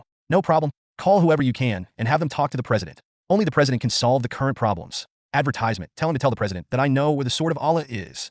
The president must pass this message to the military. This is my threat. If they're still unwilling to let me go now, the military will endure a wrath that they absolutely cannot bear. The holy sword of Allah? Chen Chen didn't have time to think about the meaning of this word. At this time, a huge artillery explosion sounded outside the mosque. Another round of shelling came, and the mosque was obviously deliberately avoided, but no one could tell how long it could withstand the bombardment. Perhaps soon the artillerymen will lose their patience and launch blasphemous artillery fire over the Dongfeng Corps. Chen Chen took out the satellite phone and walked out despite the huge noise. He straightened up as much as he could, and the process of searching for the star seemed to be extremely long. Just as a shell fell more than 20 meters in front of him, the search was finally completed. He was pushed hard against the wall by the shockwave, but his movements did not stop at all. Instead, he quickly dialed Xiaoyu's number. Answer immediately. There is no doubt that Xiaoyu has also received the news at this time. She cares about the situation here more than anyone else. The intelligence was wrong, and the military got involved. Can't get away. Contact the president immediately. Bashir has new intelligence.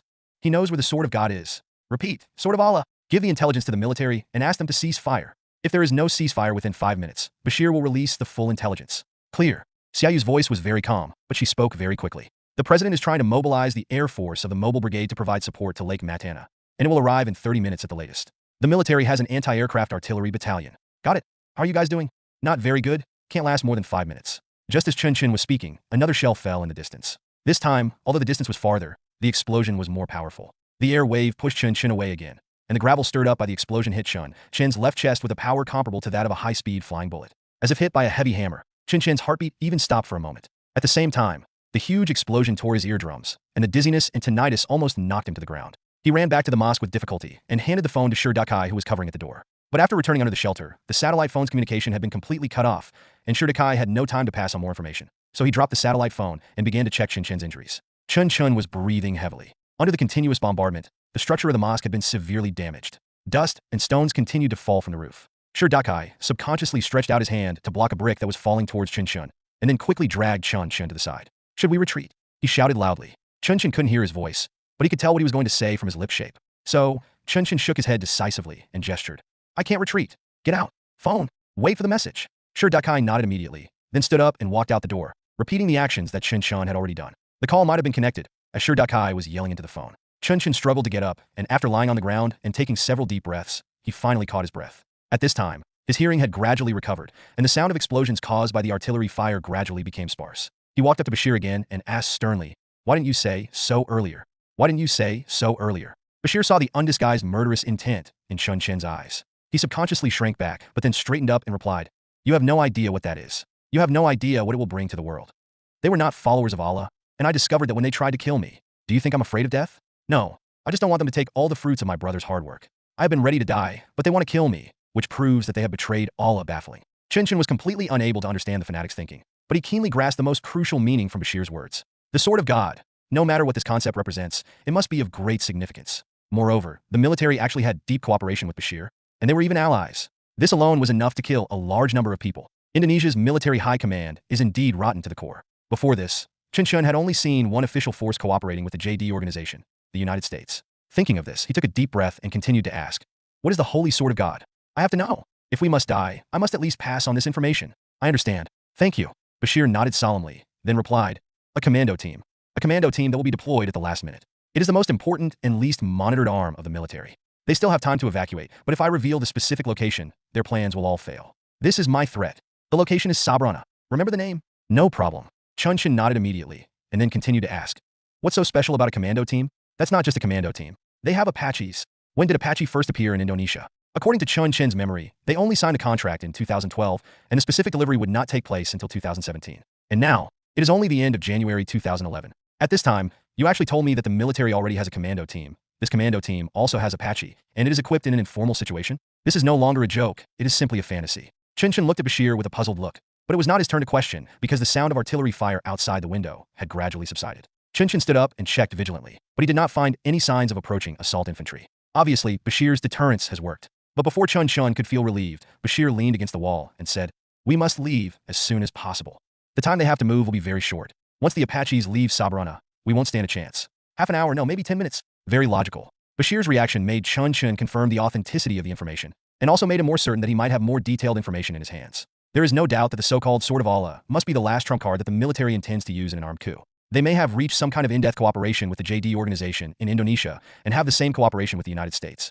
It is precisely because of this that Bashir must die. Because he knows the entire plan, if it were to be leaked, the Indonesian military would inevitably face a comprehensive purge. Not only would the president not be able to keep them, but the major geopolitical disturbances would even cause the major powers that were already competing with each other to completely explode. In this situation, the Indonesian military's response will inevitably be very sensitive. As soon as the word Sword of Allah was released, no matter how important the previous operations in Sabrana were, they would give them up without hesitation and leave no evidence for their opponents. And this process of giving up is the only evacuation window for their Dongfeng Corps. Once the process is over, the Dongfeng Corps, which has mastered the biggest secret, will inevitably encounter a more ferocious counterattack. So, Chen Chen did not hesitate, but immediately asked everyone to gather together, and then conveyed the word Sabrana to everyone. He had to ensure the most adequate threat. As long as the other side was not sure of destroying the Dongfeng Corps in one strike, the word would definitely be passed on. Of course, from another perspective, as long as the president did not make obvious moves, it would be enough to prove to the military that the secrets have not been leaked, and they would not risk forcing the Dongfang Corps into a dead end. The balance of terror has indeed been achieved. From this perspective, Bashir's mind is really frighteningly meticulous. No wonder he was chosen to be the military's partner. No wonder he was qualified to carry out terrorist activities of that scale in Kandari. This man cannot be kept. The fight has come to this point. There is no need for the Dongfang Corps to stay out of it. After escaping this time, they must find a way to complete a thorough interrogation of Bashir, and then kill him directly, in the hands of the president's gang. But stop messing around. God knows how much more trouble he can cause. Thinking of this, Chen Chen's eyes changed when he looked at Bashir. But of course, it is too early to take action now. He still has to leave the Matana Lake area alive and find a way to return to the Qingshan Park. At least there, relying on the official background of the North, his basic safety can be guaranteed. The group quickly rushed out of the mosque. At this time, Shirdakai had already commanded the seaplane that was circling on standby to complete the landing. Chen Chen sent Bashir and the wounded onto the plane, and the load was directly filled to the maximum. It was impossible for anyone else to evacuate with the plane. What are you going to do? Wang Qi on the plane asked loudly. Adapt to circumstances. Remember, don't fly directly to Qingshan Park. Go to Tawudi Lake to refuel first. Go around Cabana Island, and then fly back to La Boda from Kandari.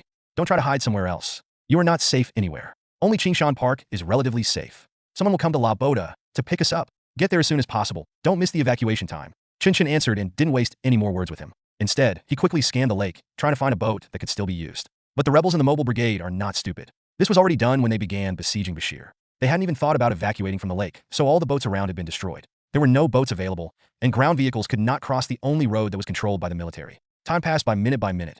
Chen Chen didn't know the extent of the military's transfer in Sabrana, but he knew that there would definitely not be much time left for him. The wounded have been sent back. If they can't leave through the lake, they can only leave through the jungle. There is no other choice. Chen Chen acted decisively. After quickly collecting a small amount of 5.56mm ammunition from the enemy's corpses and picking up Lu Siyuan's XM-109, he decisively advanced eastward and entered the jungle. The assault infantry battalion in the distance did not stop them, and they had obviously received the order. However, less than 5 minutes after the Dongfang Corps entered the jungle, the roar of artillery fire rang out again. Shells fell densely behind them. There was no doubt that the military had completed the transfer and predicted the location of the Dongfang Corps in the jungle as soon as they received the notice, trying to eliminate them with heavy artillery fire.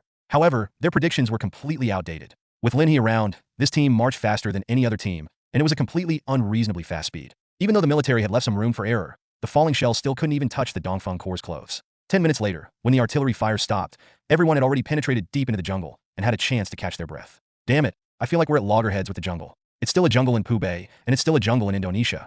Fortunately, jungles are all the same, otherwise there would be nothing we can do. While following Lin He and moving eastward, Li Bang couldn't help complaining. It can be said that he fought this battle in a very unpleasant way. Although he destroyed 2 enemy tanks from beginning to end, the Dongfang Corps was struggling to survive and was completely unable to launch any effective counterattack. This was completely different from any battle they had ever fought before. In the past, although he could not return with a great victory, at least he did not have to flee in panic, so his mood was definitely not very good. If he had equipment at hand, he would probably have led his men back and burned all those military personnel to ashes. After hearing his words, Chen Chen couldn't help but shook his head. No way. How do we fight now? The enemy is the regular Indonesian army. To be honest, even if we can defeat them, it will not do us any good. It must be handed over to the president for processing. Let's go for us. This mission is over. However, as soon as Chen Chen's voice fell, a strange sound came from the air. That was the sound of a huge rotor. Depend on. Chen Chen raised his head and looked through the gaps in the woods. He saw Mi-17 flying from the northwest. His heart suddenly tightened because he knew that at this point in time, the helicopter that took off was most likely not aimed at him. The time Bashir bought with his threats was too short. At this speed, it wouldn't take long for the helicopter to catch up with the seaplane and shoot it down easily. Seriously, it doesn't matter whether Bashir dies or not. The key is that Wang Qi and the pilot of this plane must not die. Chen Chen immediately ordered, Lu Siyuan, follow me. Advertisement, not far away, was an open area formed by a river running through the forest. Chen Chen ran quickly, while Lin He directly snatched Lu Siyuan's XM-109 and followed him. The two men moved very quickly and reached the river before the helicopter reached overhead. Afterwards, Chen Chen quickly looked forward and found a river channel parallel to the direction of the helicopter's flight. Go over there. Chen Chen raised his hand and pointed, and Lin He immediately understood his intention. He rushed out with one quick step, leaping across the riverbank in the woods as nimbly as a leopard. Even though he was carrying a 40-kilogram weight, his movements were still unimpeded. In just a few seconds, he had selected the sniper position, found a protruding rock in the river, and set up his sniper rifle. Chen Chen rushed to his side right after him, then jumped into the water without hesitation. The water here is nearly half a meter deep. When Chen Chen lowers his head and presses against the cheek pad of XM-109, his mouth and nose will be completely immersed in the water. I couldn't regulate my breathing, so I could only hold my breath. Holding your breath is a big taboo when performing a sniper mission. But he had no choice. He took a deep breath and adjusted the BORS sight on the gun. He looked through the sight with his right eye, while his left eye kept searching for the position of the helicopter in the air. The magazine is not full, only 3 bullets. Lu Siyuan, who was following from a distance, shouted loudly. Chen Chen did not answer, but continued to hold the gun and exhaled slowly. Bubbles rose from the water and then burst one by one. Just at this moment, the helicopter flying towards him appeared in his sight. It was not facing the river directly, but was slightly to the left of the direction where Chen Chen's gun was pointed. It was very difficult but not impossible. In fact, he had shot down a helicopter with a sniper rifle once before. That time was still in Pu Bay, also on the river, but compared to this nameless wild river, the Mekong River is much wider, and the line of sight and shooting range are also clearer. Moreover, in terms of the flight route, the Skylark helicopter that time flew directly along the river, which almost left him enough room to operate. In addition, the Dongfeng Corps at the time had sufficient firepower, with heavy machine guns, 85 anti-aircraft guns, and M82A1, so it was not surprising that they were able to take it down. On the contrary, it would have been ridiculous if they had failed to do so. But it's different now. Now he only has an XM-109 with only 3 bullets in it. According to the BORS ranging results, the distance between the helicopter and him was 1,500 meters. The speed of travel cannot be estimated, but it can be roughly summarized as 1 mil every half second. The initial velocity of the grenade fired by the XM-109 is only 475 meters per second, and it takes at least 3 seconds for it to reach the helicopter's location. If he wanted to estimate the displacement of the helicopter, then Chen Chen's entire sight would not be able to capture the helicopter, because he had to aim far enough in advance. This could almost be described as a sniping attack of hellish difficulty. To be honest, the probability of hitting the helicopter was even more difficult than what was said in some military novels, where one could hit the target with an old-fashioned sniper rifle from a distance of 2 kilometers. No, I can't fight. Chen Chen raised his head decisively, and then said, "Everyone gather and open fire. Attract the attention of the helicopter. I taught you how to masturbate before. Now use it all. I need a chance. Let it see us. Let it bomb us with rockets. It's impossible for an Indonesian pilot to shoot while moving. He can only hover. Clear." Without any hesitation, everyone answered immediately. Chen Chen no longer paid attention to them and continued to aim his gun. Soon, intensive gunfire began to sound over the river. Both rifles and machine guns fired at the same time. Bullets flew into the sky like inverted raindrops, but fell quickly before getting close to the helicopter. Even the 7.62mm M240 can't pose a threat to helicopters at this distance, but their purpose was not to shoot down helicopters. They are flies. Fortunately, the sound of intensive gunfire and 1 or 2 bullets that accidentally grazed the edge of the helicopter did attract the attention of the Mi-17 pilot. The helicopter, which was originally moving forward quickly, suddenly pulled up and made an emergency stop and turn in the air. Then, after rotating 1 circle, the Mi-17 aimed its nose at the river and entered a hovering state. The opportunity has come. Chen Chen buried his head in the water again.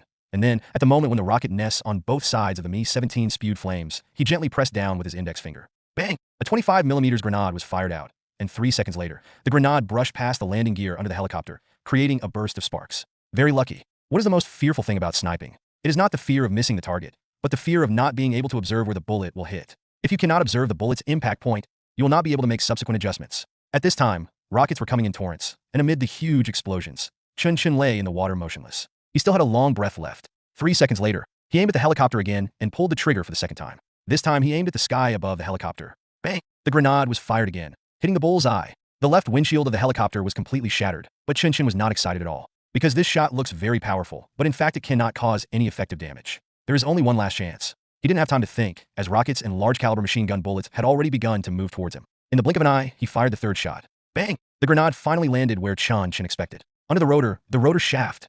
Not exactly in the bull's eye. The target was too small, and the grenade only grazed it lightly. But that's enough. For the most fragile rotor shaft, even the slightest disturbance is enough to trigger a chain reaction. Hide! Hide! Chen Chen shouted and gave orders, and everyone rushed into the jungle. At this time, the Mi-17 in the air had begun to lose stability, and the fuselage slowly rotated and fell to the ground. My helicopter, on the north side of Noha village, at the artillery position of the Commando Infantry Battalion. Commander Waranto stared at the falling helicopter in amazement. The expression on his face could not be described by the word shocked, but rather horrified. Looking back on what happened that day, he just felt that the world was crazy. He originally thought that the rebellion of the Mobile Brigade was enough to kill Bashir. He even felt that if this matter was limited to internal conflict, his own safety could be guaranteed if the military he represented did not have to intervene. But unexpectedly, unexpected situations occurred one after another. First of all, the resistance, will, and sensitivity of the Mobile Brigade defenders far exceeded his expectations. They actually discovered the possibility of a rebellion in advance and sent out a distress message before he destroyed the communication network. At the same time, they relied on extremely limited weapons to resist for 2 hours, and even risked their lives to protect Bashir's safety. How can there be such a person in this world? Or, how can there be such a person in Indonesia? Just now, he captured the last 2 members of the Mobile Brigade that were used as bait to break through to the north, but there was no resentment on their faces. It should be said that even if there is resentment, it is directed at themselves, not the Dongfeng Corps that set them up to. Speaking of this, the appearance of the Dongfeng Corps is like madness. Helicopter airdrop, rapid assault, rapid rescue. A dozen people beat dozens of Mobile Brigade police without any chance of fighting back, and they did not suffer any casualties even before the military intervened. After they noticed something unusual and began to order the troops originally intended for the finishing to launch a full-scale attack, they actually held out for more than half an hour, causing heavy losses to their own side, destroying 2 tanks, killing nearly 30 people. and finally even relying on a piece of intelligence to successfully deter their superiors and escape unscathed. Escape with Bashir. This was already exaggerated enough. And what was even more exaggerated was that even in the process of escaping, they still found time to shoot down their own helicopter. Of course, fortunately, the helicopter that was hit was not completely destroyed, but had to make an emergency landing due to a malfunction. But their plan was indeed interrupted, and the pursuit of Bashir had failed. They could only hope that the 88th Task Force deployed near La Boda would be smart and find a way to kill Bashir. Thinking of this, Waranto shook his head slightly and then said to the adjutant beside him, "Contact Buck from Task Force 88 and have them prepare for the interception. If the Dongfeng Corps seaplane flies directly to La Boda, it will arrive over La Boda in about 20 minutes. That plane had weapons on it, and it fully met the criteria for being shot down. Tell them not to worry and just take them down." Hearing his words, the adjutant was stunned for a moment and said hesitantly, "But our superiors asked us to intercept. Do you think they look like they could be intercepted? Just shoot them down." Waranto's expression was somewhat fierce, and the adjutant still did not dare to agree. He could only lower his voice and continue. "But there are civilians from the north on that plane. They are security personnel of Qingshan Park and have gun licenses. If we shoot it down directly, it might cause a lot of trouble." "Trouble?" Waranto sneered and replied, "What kind of trouble can there be? If we can't defeat them, that will be the real trouble. What's wrong with the people from the north? Do they dare to start a war with us here? The most we can do is severely condemn and solemnly protest. Don't think they can change the world just by setting up a mercenary group. This world still belongs to the Americans. The American aircraft carrier fleet is nearby. If push comes to shove, they will even..." Waranto did not continue, but his meaning was clear enough. The adjutant nodded silently and said tentatively, "Should we try to intercept them by shouting? Or let them go back to Qingshan Park first, and then we can find a way to get them back? There's no need for that. Do you think they will hand over the person?" Waranto waved his hands firmly and explained, "If we really let them land, that would be the most troublesome situation. We have to put direct pressure on the park. And as you know, the Qingshan Park project was originally promoted by the president.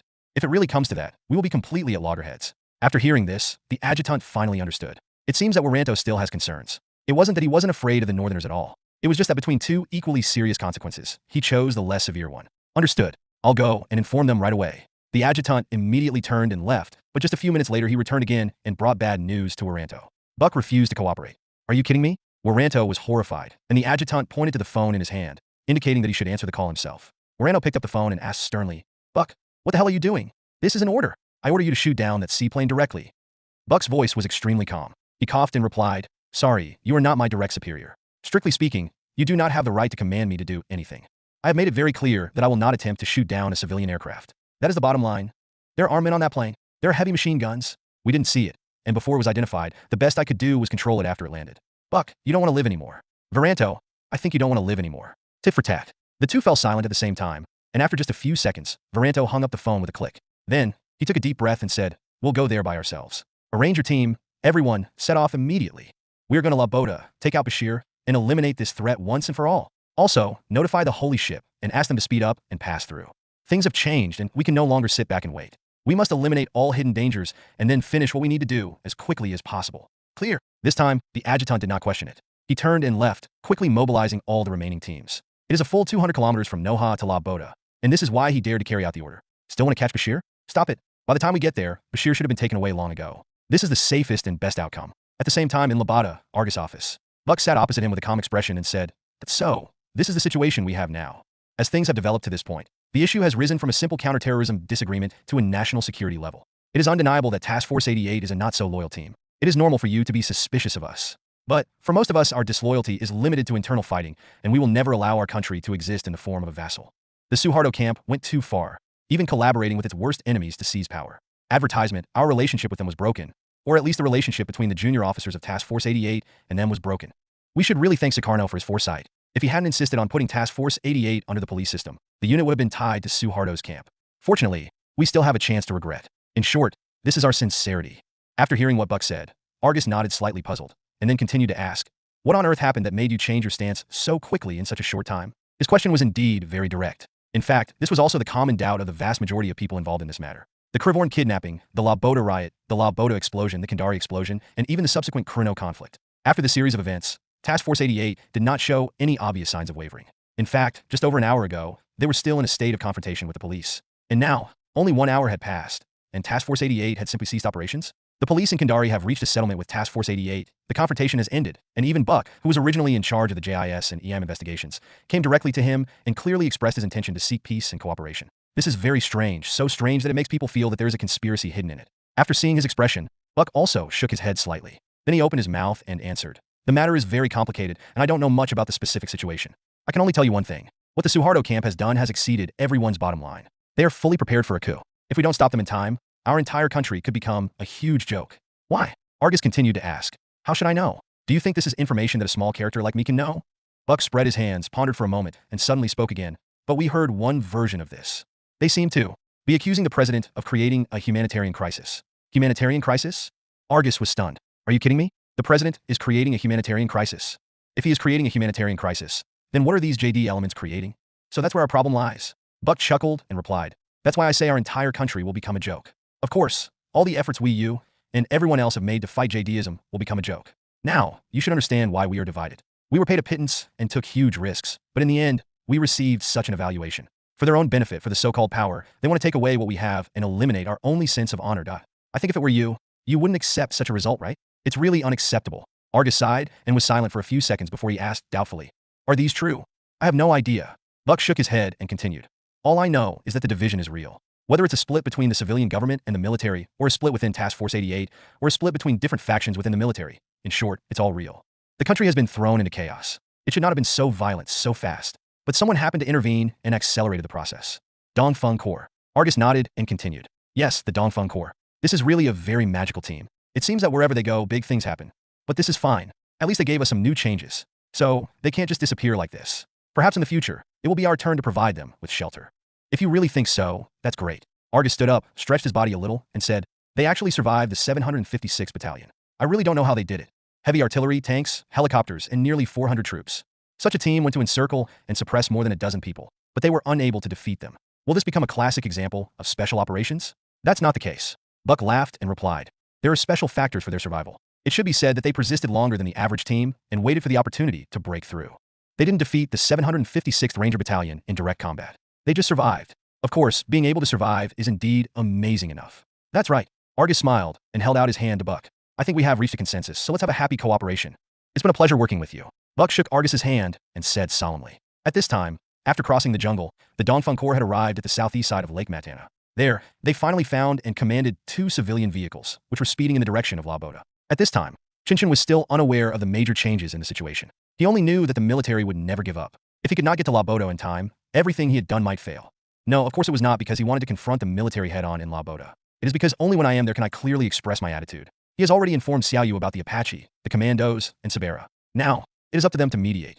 Chen Chen led the team and rushed all the way. After more than 3 hours, they finally arrived at La Boda. A seaplane returning from Kandari also arrived at the same time as them. After confirming that Bashir was safe, Chen Chen finally breathed a sigh of relief. Seeing Zhang Yang greeting him at the door, Argus beside him, and the man who looked a little strange but could be identified as a member of Task Force 88 from his uniform. The confusion on Chen Chen's face could be said to be overflowing. What's going on?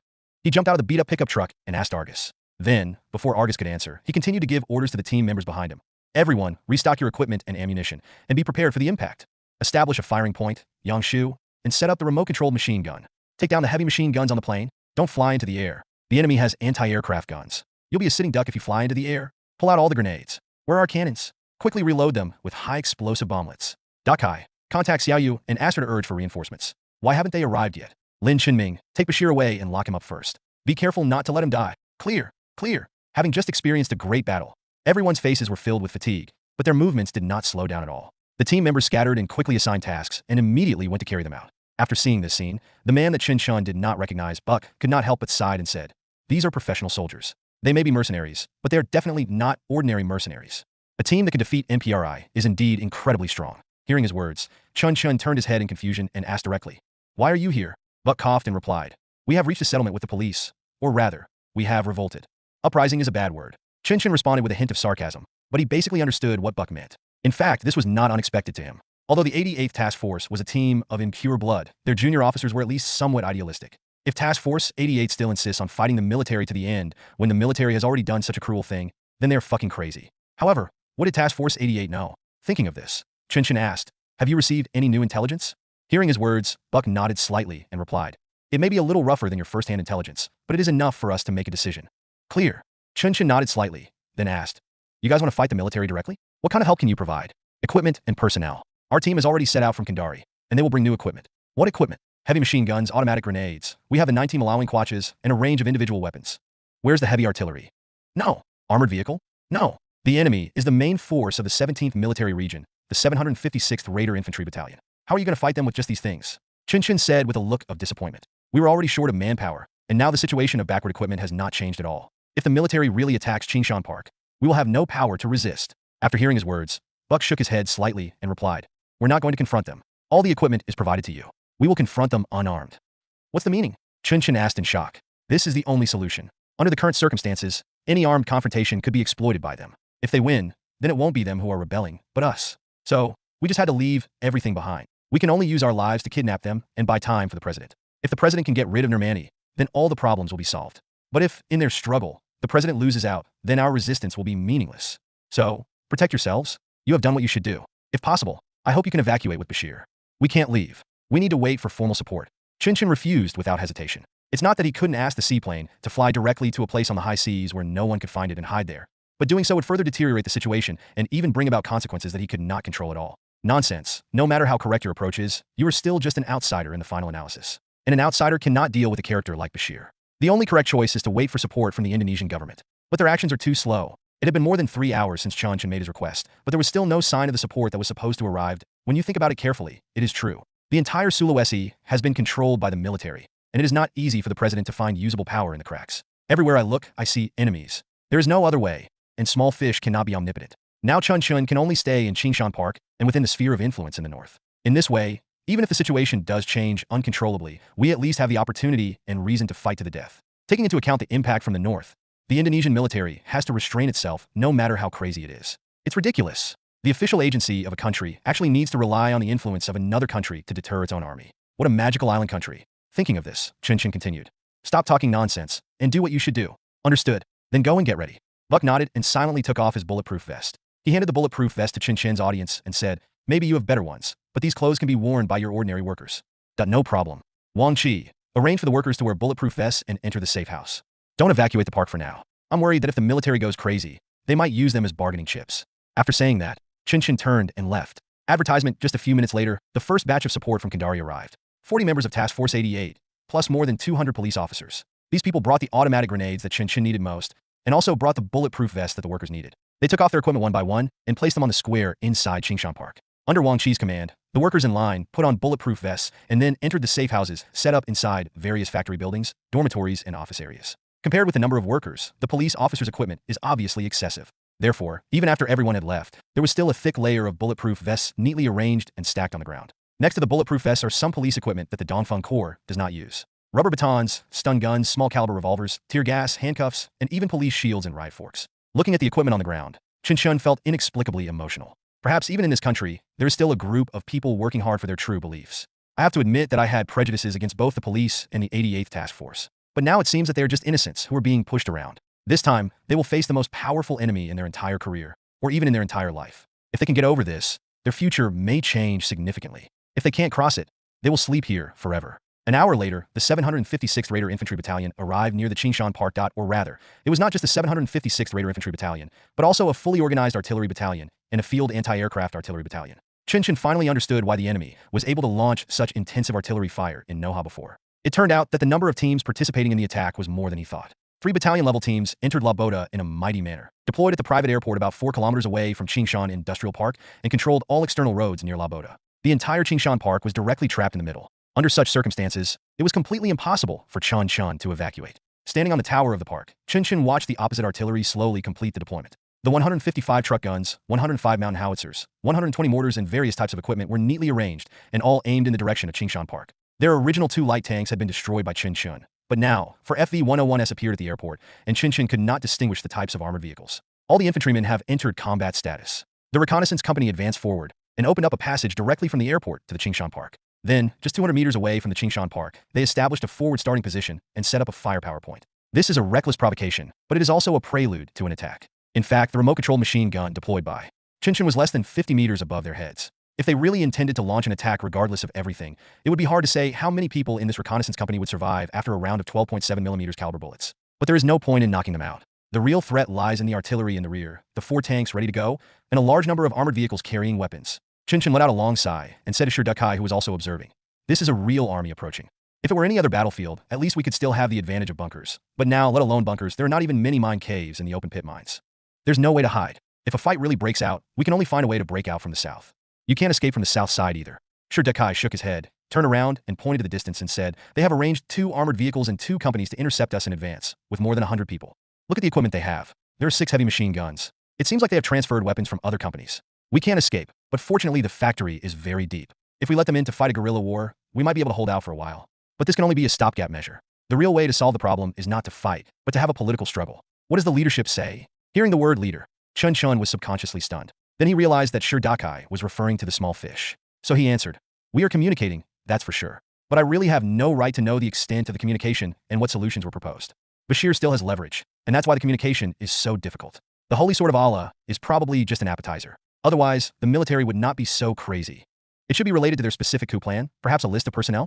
In short, we can only wait, or of course we can fight." After saying that, Chen Chen turned and walked down the tower, then gave orders into the radio. "Everyone prepare for battle. The other side may not really dare to take action. They are just demonstrating.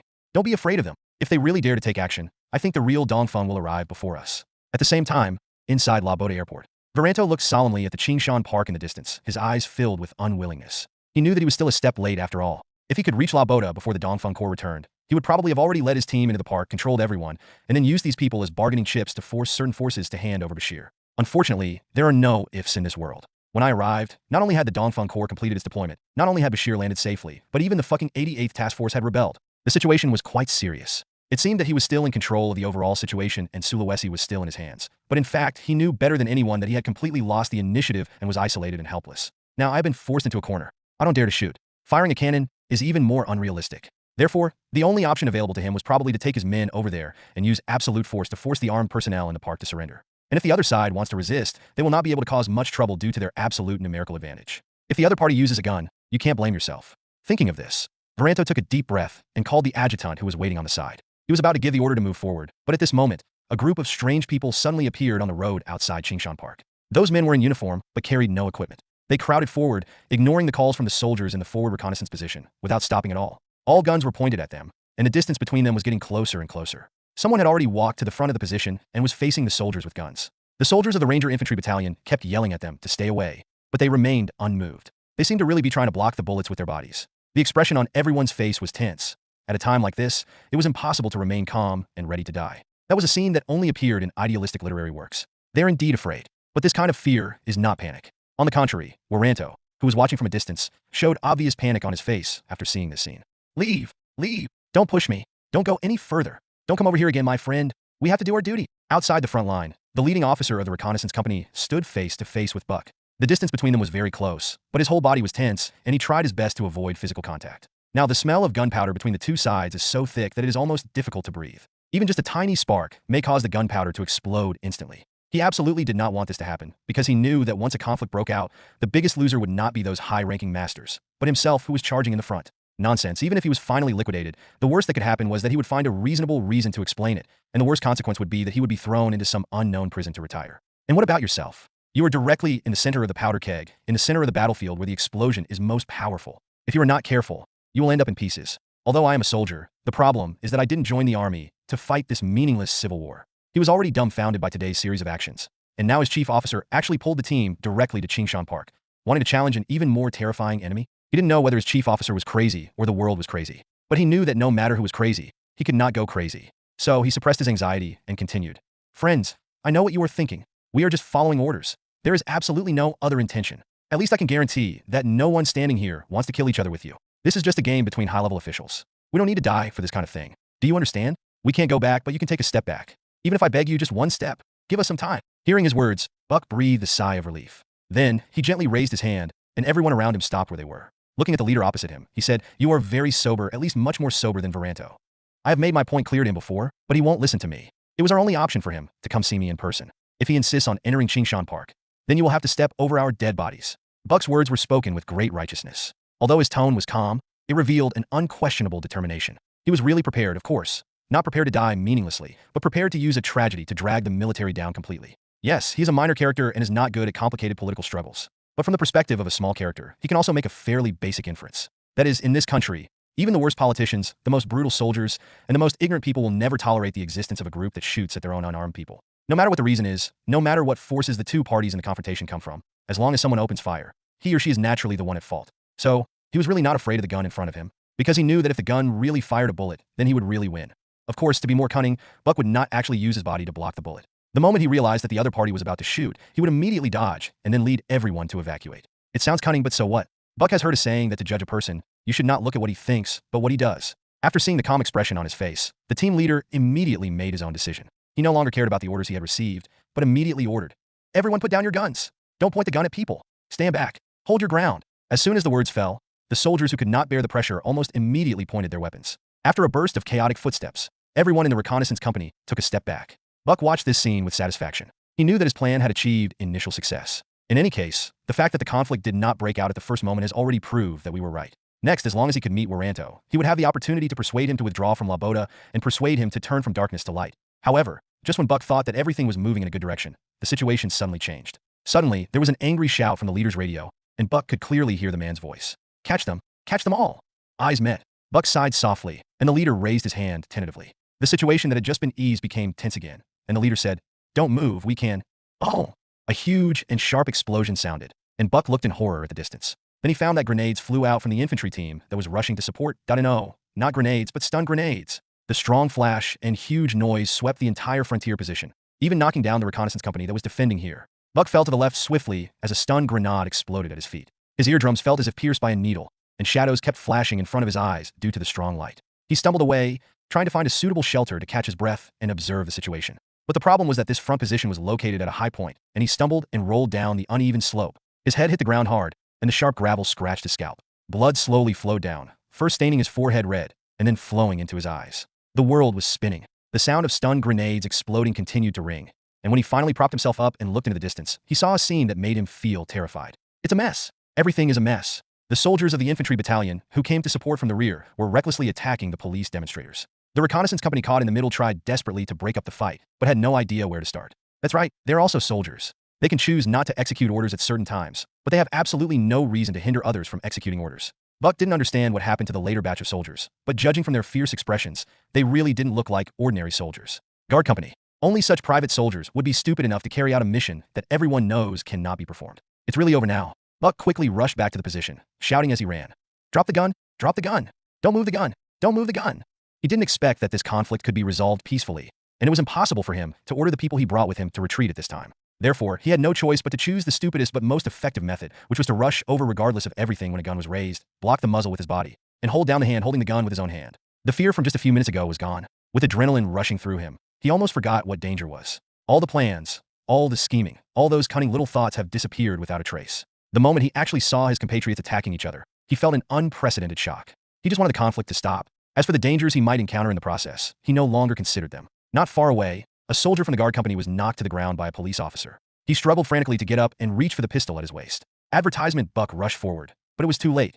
Fortunately, at the last moment, the guard seemed to regain some sense. He loosened his grip on the gun and picked up a stone and smashed it into the police officer's face. The police officer fainted on the ground with a groan. He pushed the police officer's body away, stood up, and rushed towards other targets with the stone in his hand.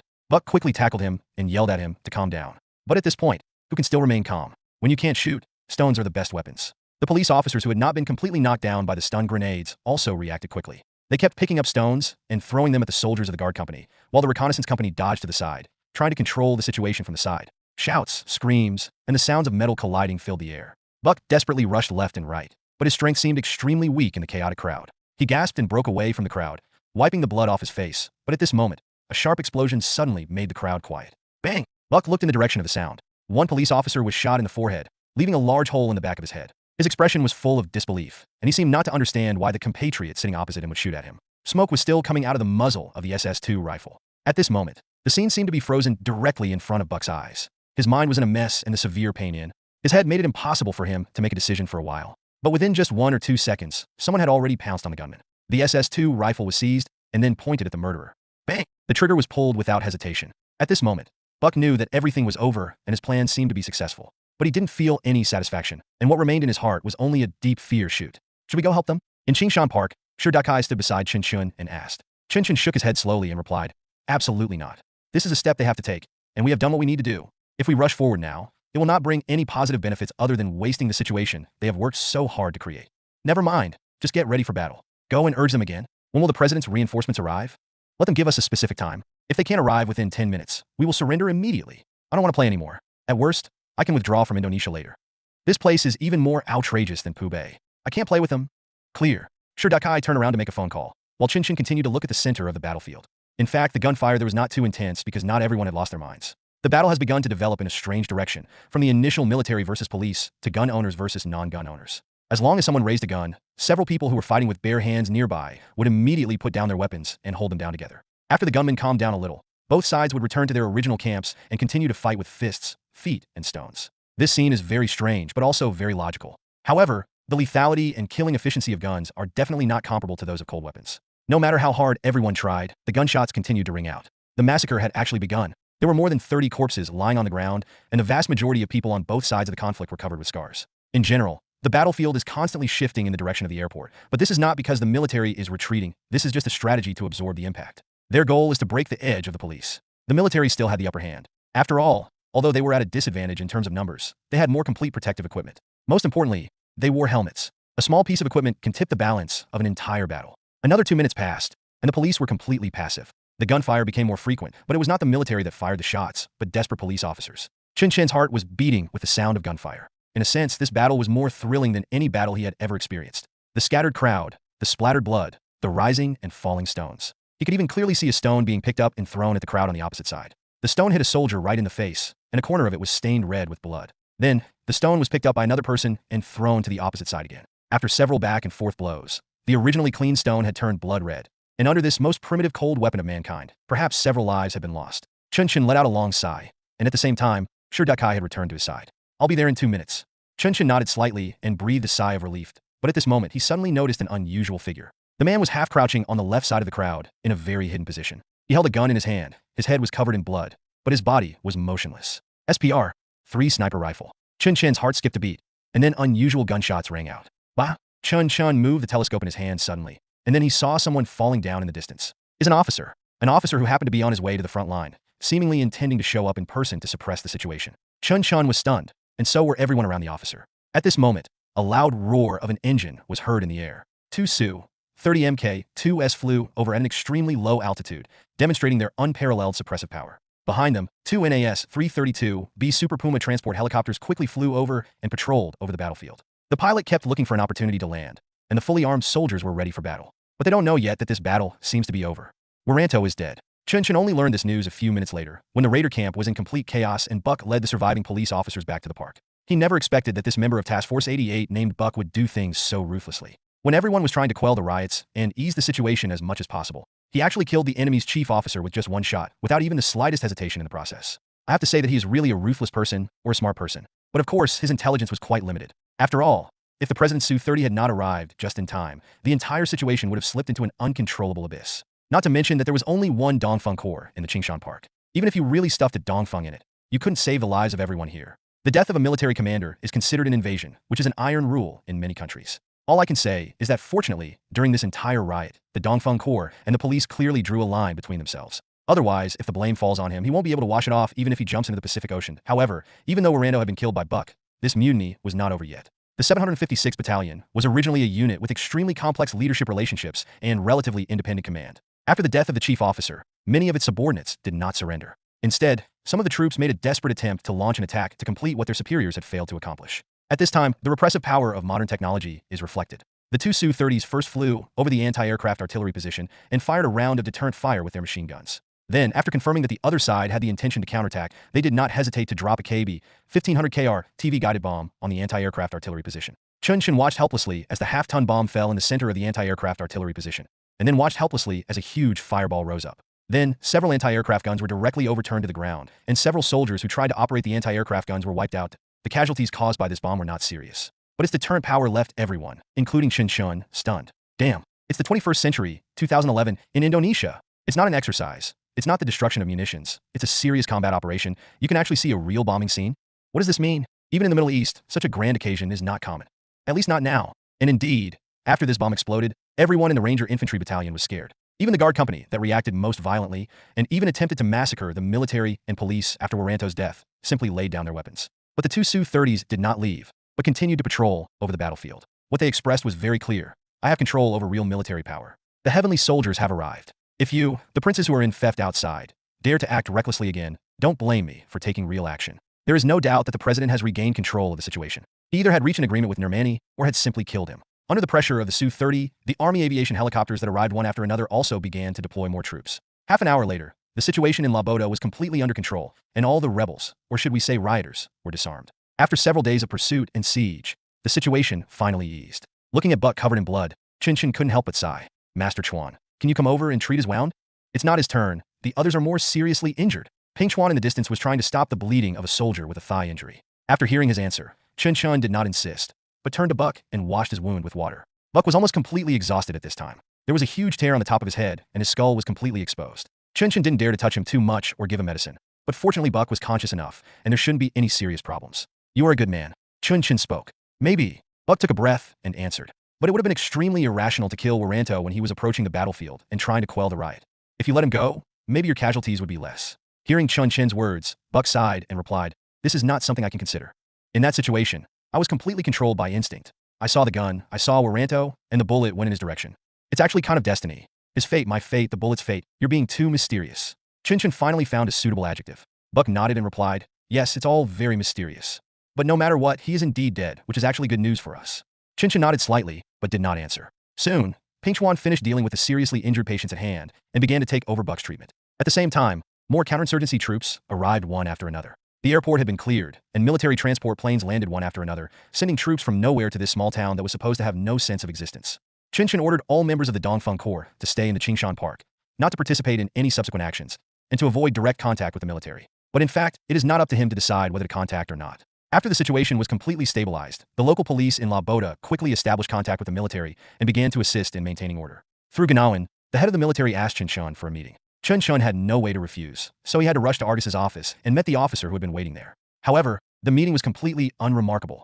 The other party simply asked about the events that started with Noha and confirmed the cause of Waranto's death. After receiving Chen Chen's answer, he immediately sent him away, that he was obviously just going through the motions, and he didn't even ask about Bashir's situation. Chen Chen could fully understand his approach. Under the current circumstances, this name was too sensitive. It would be fine if someone else asked about it. But if it was a military personnel, as soon as he opened his mouth, he would probably immediately arouse unnecessary suspicion. Therefore, he might as well just pretend that he didn't know or forgot it and wait for further instructions from his superiors to be conveyed, and then have someone communicate with Chen Chen. This is undoubtedly the best choice for them, but it is not so friendly to Chen Chen, because he didn't know how to deal with it. When in doubt, look for Xiaoyu. After returning to his office, Chen Chen called Xiaoyu. After the call was connected, Chen Chen spoke before Xiaoyu could say anything. Tell me the whole story. I am totally stunned. Now my mind is full of question marks. First, why was Bashir's intelligence so deadly, and why did the military cease fire? Second, why did they continue to pursue after the ceasefire? Why did they dare to chase to Laboda? Third, why did the president suddenly regain control of the military? Why was he able to deploy the Su-30 and fight so resolutely, even using aerial bombs? After hearing what Chen Chen said, Xiaoyu was silent for a long time, and finally said, there is some information that you can get through other public channels. I can tell you now. Advertisement. If you can understand from these messages, then understand. If not, then don't ask me anymore. Can. Chen Chen answered immediately, and Xiaoyu hummed and said, first, the Sword of God does not belong to Bashir or the military. It belongs to the real owner of the Apache. The Indonesian military did not get the Apache. The Apache belongs to the Apache's owner. Secondly, the islands around Palau and Sulawesi are the focus of the second island chain and an important starting point. Third, Bashir is not a JD activist. He is a politician who is good at using smaller events to promote bigger events. Fourth, the Indonesian military does not completely belong to Suharto's camp. Generally speaking, the military's development demands are higher than its power demands. Fifth, the Reagan fleet has just left the Banda Sea. Now, do you understand? Hearing this, Chen Chen nodded seriously. I see. In fact, if he still doesn't understand it now, then he has basically lost the political sense that a black glove should have. This is indeed a complicated and long story. Or in fact, it could be said that the reason why this story is complicated is that from the very beginning, I did not see the full picture of the story. If we divide it into 3 levels, the first level is the threat posed by Indonesian Islamic activities to the Sulawesi Qingshan Industrial Park. At this level, there is no need to make any extra considerations. Killing all JD elements including JIS and EM is the only goal and the only task. The protagonists of this layer are EM and JIS. After entering the second floor, the situation began to become complicated. In essence, what the Dongfeng Corps, or the Indonesian president, needs to deal with is the real mastermind behind the JD activities, and what needs to be dismantled are the purposeful and instrumental terrorist details like the Bali incident. At this level, Chen Chen began to come into contact with Task Force 88, the police, and ISK. But this is still not the whole picture. Only after entering the third level, when the term Sword of God appeared, did Chen Chen finally come into contact with the truth. In essence, this is still a struggle for maritime power between certain countries. Some people hope to build a more stable, secure, and efficient military base here, but if this plan is to be implemented, resistance from the civilian government must be overcome. So, these people came up with this sort of Allah plan, trying to plan a subversive action directly from underwater by cooperating with the Suharto camp to take something firmly into their own hands. After entering this level, the protagonists become the military, certain groups represented by Xiaoyu, the president, and a fleet cruising on a certain sea. Considering this background, many things that are difficult to explain are actually completely understandable. Why did the military immediately cease fire and release the people after Bashir made that phone call? The reason is simple. They did not want to release them, but someone had to take care of their own face and the other chips on the table, so they had to put pressure on them. It is only 2011 now, and there is still more than 5 years before the table is turned completely. At this time, it is truly logical for them to make such a decision. Continuing further, why did the military resume the pursuit just 10 minutes after the ceasefire? Because the cooperation broke down, what needed to be done had been done, and the next decision had nothing to do with that big brother. Having lost its shelter, the military must ensure its own survival. Therefore, the frontline decision makers made a decision that they thought was absolutely correct, which was to continue killing people to silence them. My brother may deny what Bashir knew, but how can you deny it? Everything will end only when Bashir dies. This is why Xiaoyu said that he is not a JD element but a politician. As for why the president was suddenly able to mobilize the Su-30, the answer is actually self-evident. The camps are divided, and a dog kicked by its owner will definitely stay away even if it doesn't bite. Thinking of this, Chen Chen breathed a sigh of relief. Then he said, I never want to come to Indonesia again. The environment here is too complicated. I, a country boy, can't play with you guys. After this matter is over, I will go back to Pubay. Pubay is still better. You can fight however you want. You don't have to think too much about these messy things. If a problem can be solved with a bullet, don't use your brain to solve it. Hearing Chen Chen's words, Xiaoyu chuckled on the other end of the phone, and then said, you can think of this experience as a kind of exercise. At least if you start with the highest intensity and raise your threshold, you will rarely fall into this trap again. That's a good thing, isn't it? Good for you. Chen Chen continued angrily. Bao Qi's arm was broken, and I also lost 2 of my best men. Just tell me what you're going to give me as compensation. Didn't I say that before? Whatever you want, we have it. Can you feel the weight of this sentence now? I totally felt it, Chen Chen said with a sigh. That's fine. Go ahead and finish what you have to do. ISK is also an important part of this plan. If we capture their people, things here could be completely over. By the way, Bashir doesn't need to be alive. Why? Chen Chen frowned and continued to ask. Don't you want a list? So you are not a qualified politician. At times like this, many people have to be let off the hook.